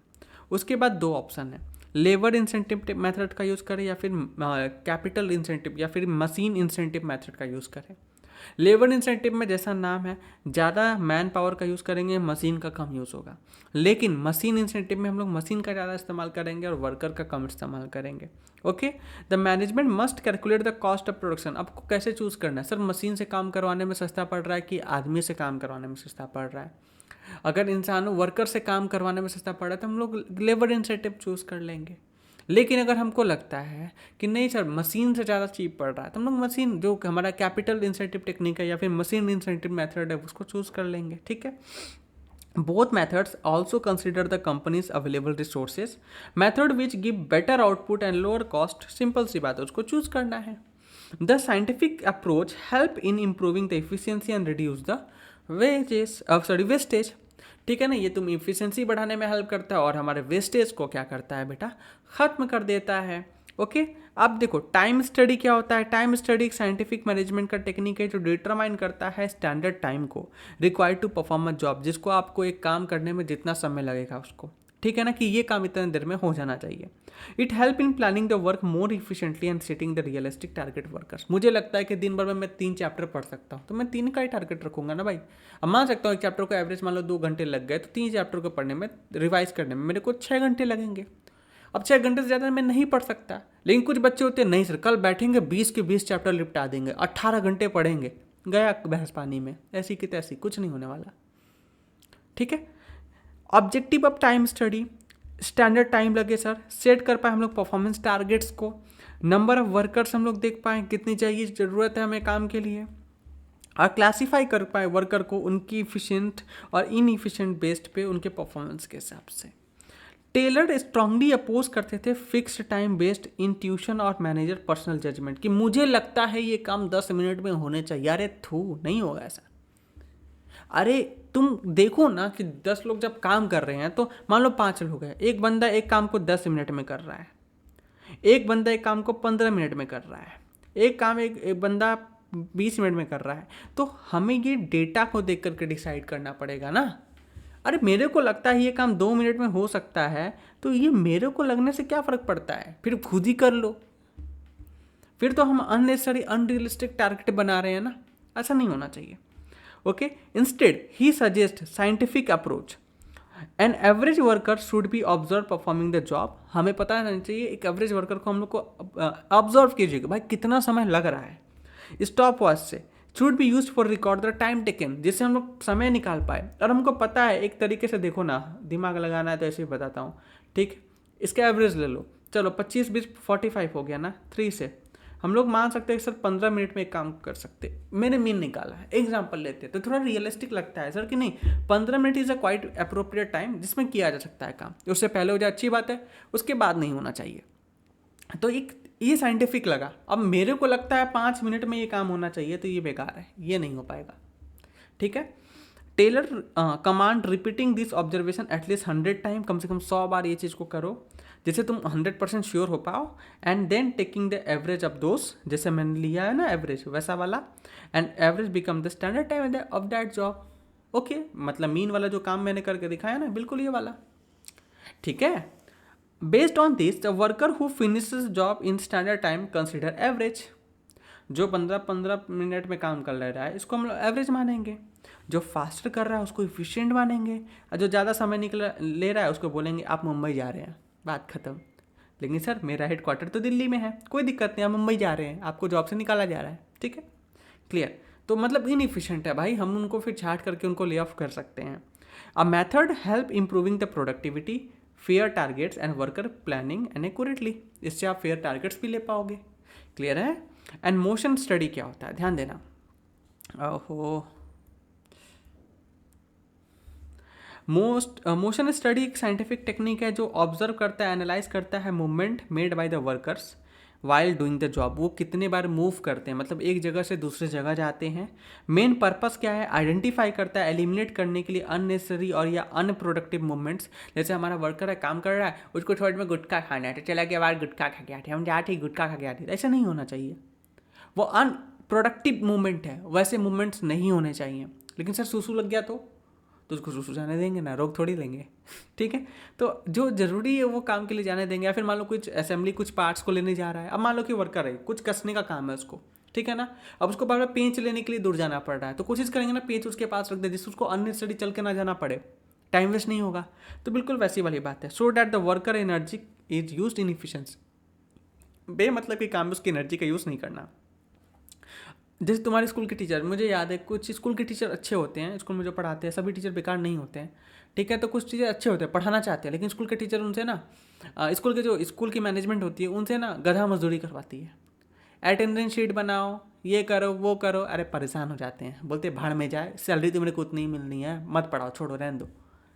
Okay, तो कहीं ना कहीं यहाँ पे क्या हुआ, जो टीचर की एनर्जी को कहीं यूज़ किया जा सकता था वहाँ पे यूज़ नहीं होगा। हावेवर 90% टीचर ऐसे भी जो बेकार है, खुद ही उनको कुछ नहीं आता बट बैठे हुए पढ़ाने के लिए, वो खेल अलग है। लेकिन 10% आज भी टीचर है जो पढ़ाना चाहते हैं लेकिन उनको नहीं पढ़ाने दिया जाता, थैंक्स टू स्कूल के मैनेजमेंट, क्योंकि उनको पता है टीचर तो वैसे ही फीस देगा, मतलब पेरेंट्स जो है वैसे ही फीस देंगे। और टीचर को भी पता चल जाता है, बाद में एहसास हो जाता है यार कि हमको भी तो उतना ही फीस मिलनी है, मुझे सैलरी तो उतनी ही मिलनी है, पढ़ाओ या ना पढ़ाओ, तो ठीक है चलने दो जैसे चल रहा है।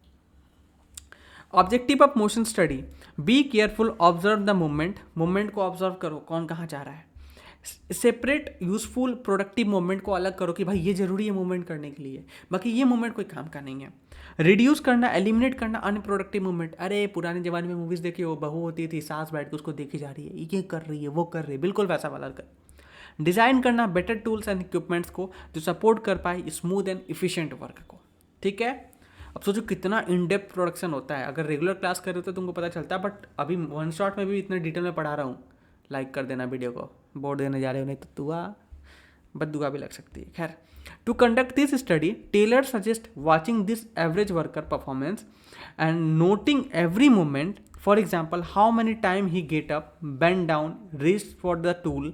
This observation should be repeated around 100 times with the different workers. After the collecting the data, the movement are divided into the productive and unproductive.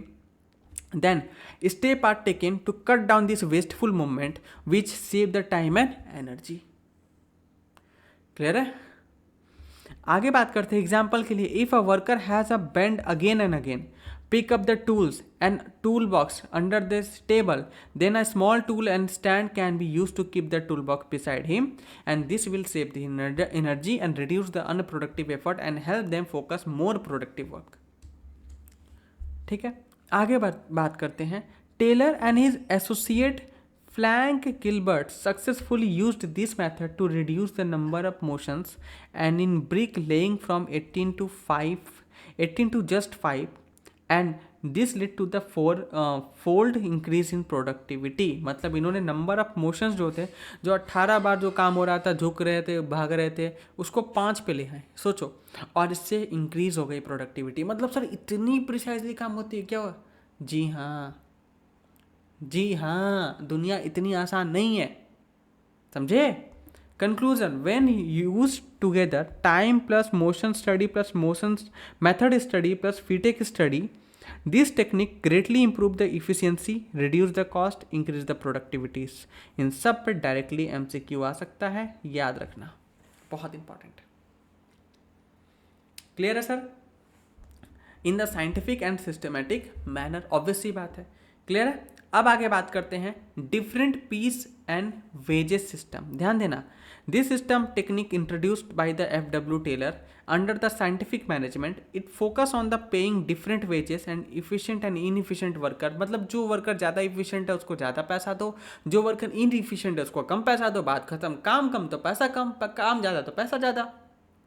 Okay, on the based of their performance. The idea is to motivate the worker, जिससे वो और भी मेहनत कर पाए. अगर उनको feel हो जाएगा यार कि काम नहीं भी करेंगे तो मुझे सैलरी मिल ही जाएगी. एग्जाम्पल ले सर, ऐसा कौन सा एरिया जहाँ पे काम ना करने पे भी सैलरी मिलती है?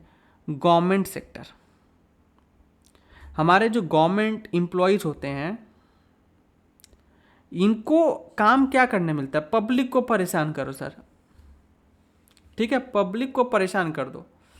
ओके, पब्लिक की ऐसी की तैसी लगा दो. कुछ सेक्टर छोड़ दें, आर्मी वगैरह छोड़ दें, इसरो छोड़ दें, बाकी सब जगह वही दशा है. तुम किसी RTO ऑफिस में चले जाओ, ठीक है, तुम चले जाओ पोस्ट ऑफिस में चले जाओ, इलेक्ट्रिसिटी विभाग में चले जाओ, ठीक है, पुलिस डिपार्टमेंट में चले जाओ, ये केवल परेशान करते हैं, ये कोई काम नहीं करते. क्योंकि उनको पता है कि सर हम इनइफिशिएंट है ना, तो भी मेरे को हर महीने 1 लाख रुपए के आसपास फोकट की सैलरी मिलेगी, मुझे जॉब से कोई नहीं निकाल सकता, मेरे को 75 तरीके जो गवर्नमेंट के बेनिफिट्स है वो मिलने वाली है. ठीक है, इसलिए हमारे देश में सरकारी नौकरी की तैयारी भी लोग करते हैं ना, तो क्योंकि फोकट का खाने मिले. तो डिफरेंट पीस वेज सिस्टम, कई लोग को चुभ जाएगी ये बात मेरी, लेकिन सच्चाई है. ओके, तो डिफरेंट पीस वेजेस सिस्टम. तो यहाँ पे बोलता है जो बंदा काम करेगा उसको ज़्यादा सैलरी दो, जो काम नहीं कर रहा उसको छोड़ दो, बाहर में जाए. ठीक है ना? इवन गवर्नमेंट टीचर्स, न जाने यूट्यूब पे कितने वीडियोस पड़े होंगे जिसमें गवर्नमेंट टीचर्स 12 में पढ़ा रहा है, लेकिन उसको ना बेसिक बोर्ड मैथ्स का रूल नहीं पता है. वो अकाउंट्स पढ़ा रहा है, उसको जनरल एंट्री नहीं पता है. मैं खुद बात बताऊं, मैं 12 में यूपी बोर्ड में था भाई. मेरे टीचर मेरे को आके बिजनेस मैनेजमेंट पढ़ाते थे. तुमको पता है वो कहाँ से पढ़े थे? वो BA पास आउट थे. वो हिस्ट्री पढ़ा बंदा मेरे को मैनेजमेंट पढ़ा रहा था. राइट देखो, मेरी 8 तक की जो पढ़ाई है ICSE बोर्ड में हुई है, 9, 10 CBSE में हुई है. ओके, और 11, 12 मेरी यूपी बोर्ड में हुई है. क्यों सर? मेरा शौक था कि मेरे को पता चल गया था 10 तक में स्कूल में तो कुछ ऐसा पढ़ाई नहीं होता जिसके लिए मेरे पेरेंट्स इतनी मोटी पैसा हर महीने स्कूल में दे. Then I decided to move to the state board, क्योंकि वहाँ पे मुझे पता है मेरी फीस कितनी लगती थी सर, 25 रुपये महीने की लगती थी फीस. यू वॉन्ट बिलीव, 25 रुपये महीना. जी हाँ, आज भी लगता होगा, कई जगह तो वो भी नहीं लगता, लेकिन टीचर्स भी ऐसे मिलते थे ना. अब उसको क्यों वो पढ़ाता था? क्योंकि उसकी गवर्नमेंट जॉब है, उसको जो मिल गया चढ़ा रहे हैं, पढ़ा रहे हैं मतलब.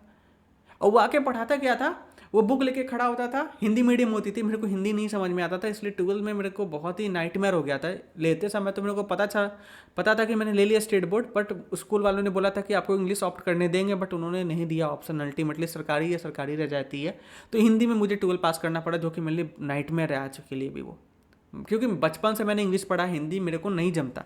ठीक है, ओके, सब कुछ लिखना वगैरह काफ़ी गलतियाँ होती हैं, अशुद्धियाँ बहुत है। तो और ये एक्सेप्ट करने में कोई वो नहीं है सर, नहीं, क्योंकि कमियां हैं तो है ना यार, सब चीज़, हर कोई इंसान परफेक्ट नहीं होता है। तो क्या हुआ ना कि वो टीचर जो आते थे वो हिंदी की बुक लेके देते थे, उनको बिजनेस ऑर्गेनाइजेशन कहते थे, बिजनेस मैनेजमेंट ही था जो हम लोग पढ़े, वो हिंदी में था बस। ठीक है ना, वो आता था बंदा, बस पढ़ता था, खड़े हो जाए बुक से, बस पढ़े थोड़ा देर, ओके, पढ़ के चला जाए। सवाल पूछ दिया था तो डांट देता था, जितना जो पढ़ा रहे पढ़ो, दैट्स इट, हो गया। तो ये दशा है। तो ये that is my personal experience, तो मैं ले रहा हूँ। ऐसा नहीं है कि कई लोग बोल सकते हैं गवर्नमेंट सर आप सेक्टर को क्यों ऐसा बोल रहे हैं, कई लोग को बुरा लगता है, बट लगे तुम्हें बुरा, सच्चाई है, मैंने एक्सपीरियंस किया और हर लोग कर रहे हैं एक्सपीरियंस। ठीक है, चलो, की पॉइंट ऑफ द सिस्टम, क्या इस सिस्टम का क्या की पॉइंट्स हैं? Different wages rate are given efficient and inefficient worker को दो। Efficient worker are rewarded higher wages, okay, जिससे वो अच्छे काम को और अच्छे से करते रहने। तो सोचो ना, जो बंदा मेहनत करने वाला है उसको भी तो ये लगेगा ना, यार जो बंदा मेहनत नहीं कर रहा उसको भी तो उतने ही पैसे मिल रहे, तो फिर हम क्यों करें, एक मोटिवेशन किल हो जाता है। फिर inefficient worker are paid lower wages which motivate them to improve become efficient. अगर ये सरकारी नौकरी वालों को सैलरी मिलनी बंद हो जाए, जैसे टीचर्स को, ओके, तो काफ़ी बेहतर हो जाएगा ना। कितने पैसे, टैक्स पेयर के पैसे बचेंगे, या फिर ये मेहनत करे, सीखे। ओके, अभी जो टीचर था मैं बता रहा हूँ, इनके बारे में मुझको पता था। पता है क्या थे ये? मृतक आश्रित थे, मतलब इनके पापा जी कोई गवर्नमेंट जॉब करते थे, बीच में लिपट गए इनके पापा जी, तो इनको फोकट का जॉब मिल गया। मतलब यहाँ पे राजपोशी चल रही है, ताजपोशी होती है ना, राजा मर गया उसका बेटा फिर राजा बनेगा, वैसा वाला सिस्टम था। और उनको सैलरी कितनी थी भाई स्टेट बोर्ड में? 90,000 के आसपास टीचर की सैलरी, क्लास 12। ठीक है ना, सेकेंडरी स्कूल में पढ़ा रहे हो भाई साहब, अच्छी खासी सैलरी है, बट मज़े ले रहे हैं वो। ऐसे लोगों को जॉब से निकाल देना चाहिए। ठीक है, ओके, आगे बढ़ते हैं। देखो, since worker are paid on the best of the number of units produce, it automatically increase the production. जितना भाई तुम काम करोगे उसके हिसाब से जब पेमेंट आपको मिलनी शुरू करती है, प्रोडक्शन ऑटोमेटिकली बढ़ जाती है। बट हाँ, हमेशा इस चीज़ को इंश्योर करना चाहिए कि जब भी आप पेमेंट कर रहे हैं तो it should be a reasonable payment. ऐसा नहीं होना चाहिए कि आप बहुत ही कम पेमेंट कर रहे हो, एज जैसे एग्जाम्पल लिया ब्लिंकिट वाला, वैसा नहीं होना चाहिए। This system act as a strong motivator because workers know that higher output lead to the higher income. जैसे वर्कर को भी पता चले कि अगर कंपनी ज़्यादा प्रोडक्शन होगा कंपनी में, तो हमें भी इनकम ज़्यादा ही मिलेगी। ओके, अब ये काम कैसे करता है? कंपनी एक सेट करती है स्टैंडर्ड ऑफ आउटपुट कि आप इतना करोगे, स्टैंडर्ड वेजेस रेट सेट करती है कि भाई आप इतने प्रोडक्शन करते हो तो इतना आपको पैसा मिलेगा, ज़्यादा करते हो तो आपको इंसेंटिवाइज भी किया जाता है कई बार। ठीक है ना, वर्कर प्रोड्यूस करते equal to the standard output are paid at the standard rate. Worker producing more than the standard get the higher rate. जैसे आप ज़्यादा प्रोडक्शन करते हो आपको ज़्यादा पैसा मिलता है। वर्कर प्रोड्यूस करते हैं लेस दैन द स्टैंडर्ड, तो आपको लो रेट मिलती है। एग्जाम्पल के लिए स्टैंडर्ड टेक जैसे 10 यूनिट पर डे है, ठीक है, 50 रुपये पर रेट दिया जा रहा है, तो आप जैसे 10 बनाते हो तो 5 रुपये मिलेंगे। लेकिन जैसे ही आप वर्कर 12 यूनिट बनाता है तो आप 12 इंटू 60 720 मिल जाता है, क्योंकि आपको यहाँ पे इंसेंटिवाइज किया गया, बोला गया कि जैसे तुम 10 यूनिट से ज़्यादा प्रोड्यूस करते हो आपको पर यूनिट 50 रुपये की जगह 60 रुपये मिलने चालू हो जाएंगे।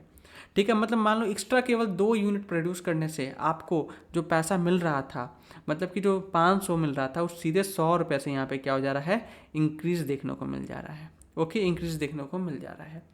वर्कर प्रोड्यूसिंग 8 यूनिट्स में लेट टू द 40। भाई साहब 10 से कम करोगे तो 40 मिलेगा, मतलब केवल 2 यूनिट कम प्रोड्यूस किया तो आपको 400 मिल रहा है, सॉरी 320 मिल रहा है, जो कि देखा जाए तो 500 रुपये से कंपेयर करोगे बेटा तो यहाँ पे 180 कम है, which is too much, right. अब देखो, wage different encourage all worker to become an efficient so that they can earn more by producing the more. ठीक है, मेंटल रिवोल्यूशन की बात करते हैं। Concept mental revolution was introduce by the Taylor to bring the complete change in attitude of both worker and management toward each other. Objective of mental revolution क्या होता है? To change the mindset of the worker manager so that they can start respecting and understanding each other. यहाँ पे आप एक दूसरे को respect करने शुरू कर पाओ, स्पिरिट कॉपरेशन, आपस के साथ मिल के काम कर पाओ कॉपरेशन में, और रिमूव कर पाओ सस्पिशन, नेगेटिविटी और प्रीजुडाइज, मतलब अपने माइंडसेट में जो एक दूसरे के प्रति कड़वाहट है उसको खत्म करना, जिससे इंकरेज किया जा सके सिस्टमैटिक एंड पॉजिटिव थिंकिंग को। टेलर ने ऑब्जर्व किया that in most organisation worker feel that management exploit them. कभी भी वर्कर को ये फील मत होने दो कि मैनेजमेंट उनका यूज़ कर रही है, उनको एक्सप्लॉयट कर रही है, ठीक है ना। Management feel that worker are lazy, और हमेशा वर्कर को लगता है, मैनेजमेंट को लगता है कि वर्कर लेजी है, वो काम को अच्छे तरीके से नहीं करना चाह रहे हैं। Because of this mutual destruction, blame, एक दूसरे पे ब्लेम गेम खेलने लगता है। वर्कर मैनेजमेंट को गलत भला बुरा बोलती है, मैनेजमेंट वर्कर को बोलती है। Taylor said that there is this negative thinking must be completely change. Taylor का कहना है कि जो नेगेटिव थिंकिंग है बेटा वो कंप्लीटली चेंज होने चाहिए। This should be revolution in the way of both group thinking, जिससे क्या हो सकता है दोनों की जो ग्रुप की थिंकिंग है उसमें बदलाव आएगा, मेंटल रिवोल्यूशन आएगी। Worker and manager must start thinking positively, इन लोगों को पॉजिटिव तरीके से सोचने की ज़रूरत है about each other and work cooperatively toward the common goals. This success to of the organisation, और इसी तरीके से एक ऑर्गेनाइजेशन सक्सेस की तरफ बढ़ सकता है। अब एडवांटेजेस क्या होता है? ये इफ़िशियंसी को इम्प्रूव कर देता है, वर्क सिंप्लीफाई हो जाता है, ठीक है ना, स्पेशलाइजेशन मिल जाता है जिसको करना है, जिससे इंक्रीज होता है ओवरऑल इफ़िशियंसी को। कॉस्ट को रिड्यूस कर देता है, wastage of time, effort and material, ये सारे को खत्म करता है। इंक्रीज करता है मार्केट शेयर को, ज़्यादा प्रोडक्ट बनाते हो तो सेलिंग प्राइस भी डिक्रीज हो जाता है, बल्क में प्रोड्यूस बनता है ना प्रोडक्ट आपका, कॉस्ट ऑफ प्रोडक्शन क्योंकि घट चुका रहता है तो आप ज़्यादा सेल कर पाते हो, ठीक है ना। इंप्रूव करता है रिलेशन बिटवीन वर्कर और मैनेजमेंट को, बेटर ट्रेनिंग देता है वर्कर्स को, और हायर अर्निंग अपॉर्चुनिटी भी प्रोवाइड कराता है। मॉडर्न साइंटिफिक टेक्निक्स के बारे में पढ़ते हैं, ठीक है। In today's time many new and advanced scientific techniques has been developed to improve the efficiency and reduce the waste, manage resources better in industry. Some of the common modern techniques, जैसे कौन कौन से modern techniques है sir? एक है operation research करो। This technique was developed during the world war second to help a plan and manage the military operation efficiency. It use the mathematical and logical method to make best possible decision to complex situation. हर एक, आपको पता है जब world war 2 हुआ था तो भाई लड़ाई की सिचुएशन थी, सिचुएशन काफ़ी ज़्यादा टेंस थी, तो उस समय बेस्ट पॉसिबल डिसीजन लिया जा सके एक कॉम्प्लेक्स सिचुएशन में, उसके लिए हम लोग ऑपरेशनल रिसर्च का यूज़ करते थे, ठीक है। दूसरा होता है lean manufacturing. This method focus on eliminating the 7 type of waste. हम लोग 7 टाइप ऑफ वेस्टेज को एलिमिनेट करने की कोशिश की है। जैसा होता है ओवर प्रोडक्शन, कभी भी चीज़ों की ओवर प्रोडक्शन नहीं होना चाहिए। अगर ओवर प्रोडक्शन होगा तो वेस्टेज होने के चांसेस है, जो कि आप कोई चीज़ को बनाते हो तो उसमें बहुत सारे कॉस्ट ऑलरेडी आप इनकर्ड कर चुके हो, और फाइनली हो जाके जब वेस्ट हो जाता है तो आपको बहुत ही ज़्यादा नुकसान होता है। दूसरा होता है वेटिंग टाइम ख़त्म कीजिए सर। फिर अननेसेसरी ट्रांसपोर्टेशन की जो कॉस्ट होती है उसको ख़त्म करना ज़रूरी है। फिर एक्सेस प्रोसेसिंग को ख़त्म करना होगा। फिर अननेसेसरी मूवमेंट जो होता है जिसके बारे में ऊपर हम लोगों ने भी कुछ देर पहले बात किया है। फिर एक्सेस इन्वेंट्री, ज़्यादा आपको इन्वेंट्री नहीं रखनी है। डिफेक्ट और स्क्रैप नहीं रखना है। The goal is to product more fewer resources, मतलब ज़्यादा डिफेक्टिव प्रोडक्ट को ना प्रोड्यूस करें, परफेक्ट चीज़ों को प्रोड्यूस करें। अब काइजेन एंड 6 सिग्मा के बारे में यहाँ पे बताया है, जो कि मैंने ऊपर बताया था, चेंज फॉर द बेटर। धीरे धीरे चीज़ों को इम्प्रूव करते रहिए, ओके। 6 सिग्मा जो रिड्यूस करना क्वालिटी वेरिएशंस को और हायर इफिशिएंसी को बढ़ाना, आपके जो डिटेल्स होते हैं उससे, मतलब रिपोर्ट लेकर के। जस्ट इन टाइम या JIT मैन्युफैक्चरिंग क्या होता है? It is a inventory management strategy where the material are receive only when in needed. आपको तभी मटेरियल मिलेगा जब आपको ज़रूरत होगी, उससे पहले नहीं मिलेगा। दिस हेल्प करता है रिड्यूस करने में शॉर्टेज स्टोरेज कॉस्ट को, क्योंकि ज़्यादा सामान रखोगे रॉ मटेरियल तो उसकी स्टोरेज कॉस्ट भी तो ज़्यादा आएगी ना। तो जितनी ज़रूरत है उतनी लो, और रिटर्न ऑन इन्वेस्टमेंट को भी ये क्या करता है बेटा? इम्प्रूव करता है। अब difference between time study and motion study, ये होमवर्क है, ओके, ये तुमको खुद करना है, ओके, खुद करना है, ओके। तो ये आप खुद करेंगे। Comparison between Taylor and Fayol, ये कंपैरिजन यहाँ पे दे रखा है टेलर और फ्योल का। तो देखो, टेलर आइडिया इनका वर्कर इफिशियंसी पे था, ओके, और फ्योल का मैनेजमेंट इफिशियंसी पे था, याद रखना, ओके। इस पे MCQs बनता है बेटा। आगे बात करते हैं लेवल पर्सपेक्टिव की। बात करें, ये लोएस्ट लेवल पे काम करता था, इन्होंने काम किया, ये टॉप लेवल पे काम चालू किया इन्होंने। ये एम्फोसाइज स्टैंडर्डाइजेशन ऑफ वर्क पे इन्होंने फोकस किया, ये मैनेजियल फंक्शन पे फोकस किया। इनका फोकस एलिमिनेट करना था वेस्टफुल मूवमेंट को, और इनका फोकस था डेवलप करना प्रिंसिपल्स को, ठीक है ना। इनका साइंटिफिक टेक्निक्स था, फादर ऑफ साइंटिफिक मैनेजमेंट कहे जाते हैं। और इनकी 14 प्रिंसिपल ऑफ जनरल मैनेजमेंट था, जो इनको फादर ऑफ जनरल मैनेजमेंट कहा जाता है। किसको सर? इनको फेयोल के, ठीक है। आगे बात करते हैं, इनका साइंटिफिक माइंडसेट था और इनका मैनेजर एंड प्रैक्टिशनर थे ये did not follow the principle, instead proposing minimum 8 bosses. Okay, 8 boss के बारे में हम लोगों ने पढ़ा था ना। यहाँ पे स्ट्रिक्टली फॉलो करते थे 1 बॉस फॉर 1 एम्प्लॉय। इनका था his technique are part of scientific management, और इनका था कि जनरल थ्योरी ऑफ एडमिनिस्ट्रेशन पे इन्होंने दिया था। इनका स्पेशलाइज सिचुएशन इंडस्ट्रीज पे ज़्यादा काम एप्लीकेबिलिटी था, और इनका यूनिवर्सल एप्लीकेबिलिटी देखने को मिलता था। अब आगे बात करते हैं relevance of Taylor and Fayol principle, similarities दोनों के बीच में क्या है। तो कॉमन ऑब्जेक्टिव था सर इंक्रीज करेंगे इफिशिएंसी। इनका काम था सर, दोनों अल्टीमेटली इफिशिएंसी को इंक्रीज करने पे फोकस कर रहे थे। कॉपरेशन एंड कोऑर्डिनेशन के बारे में बात कर रहे थे, जो वर्कर्स और मैनेजमेंट के बीच में बढ़ना चाहिए था सर। ऑर्गेनाइजेशनल इंटरेस्ट फर्स्ट, भाई साहब जो ऑर्गेनाइजेशन में काम कर रहे हैं उसकी इंटरेस्ट पहले आएगी रादर देन इंडिविजुअल के इंटरेस्ट की।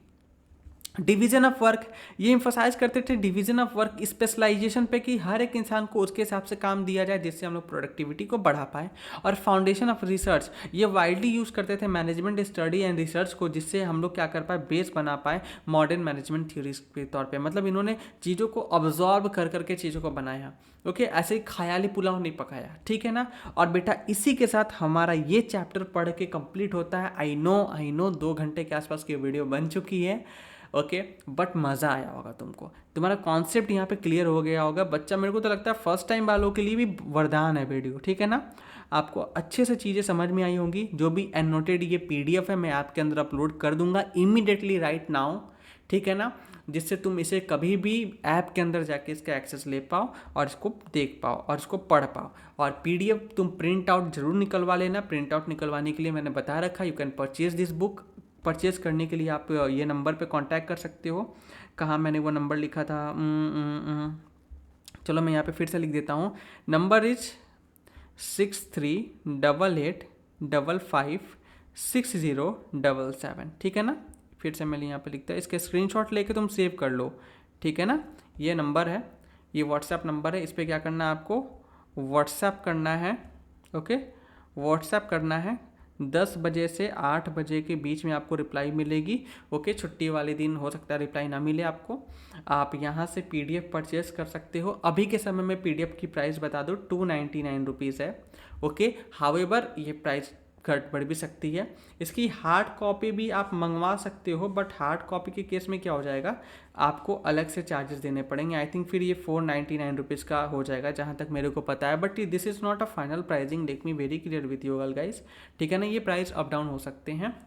ओके, लेकिन ये 299 तो ये होगा, ये कंफर्म है, ठीक है आई थिंक। लेकिन ये इसकी प्राइस कितनी होगी मेरे को नहीं पता, डिपेंड अपॉन योर लोकेशन ना, कहाँ से आप ऑर्डर कर रहे हो, सारी चीज़ें मैटर करती हैं। खैर, ये तुम लेकर के इसका प्रिंट आउट निकलवा सकते हो। आई वुड सजेस्ट कि बेटर यही होगा, सस्ता पड़ेगा। PDF ले लो, आराम से इसका प्रिंट आउट निकालो, या फिर खुद की टैब है तो उसमें तुम पढ़ सकते हो, टैब वगैरह खुद का रखे हो तो, ठीक है, तो आराम से इसकी पढ़ाई कर सकते हो। तो ये चीज़ रहा, मैंने आपको चीज़ें बता दी, अच्छे से समझा दी, अच्छे से पढ़ा दिया, और अच्छे से पढ़ लो, एग्ज़ाम दे दो। और एग्ज़ाम अगर तुम्हारा है तो दे के आना, तो मुझे बताना कैसा गया एग्ज़ाम, मार्क्स वगैरह यार थोड़ा शेयर कर सकते हो मुझसे, मुझे अच्छा लगेगा।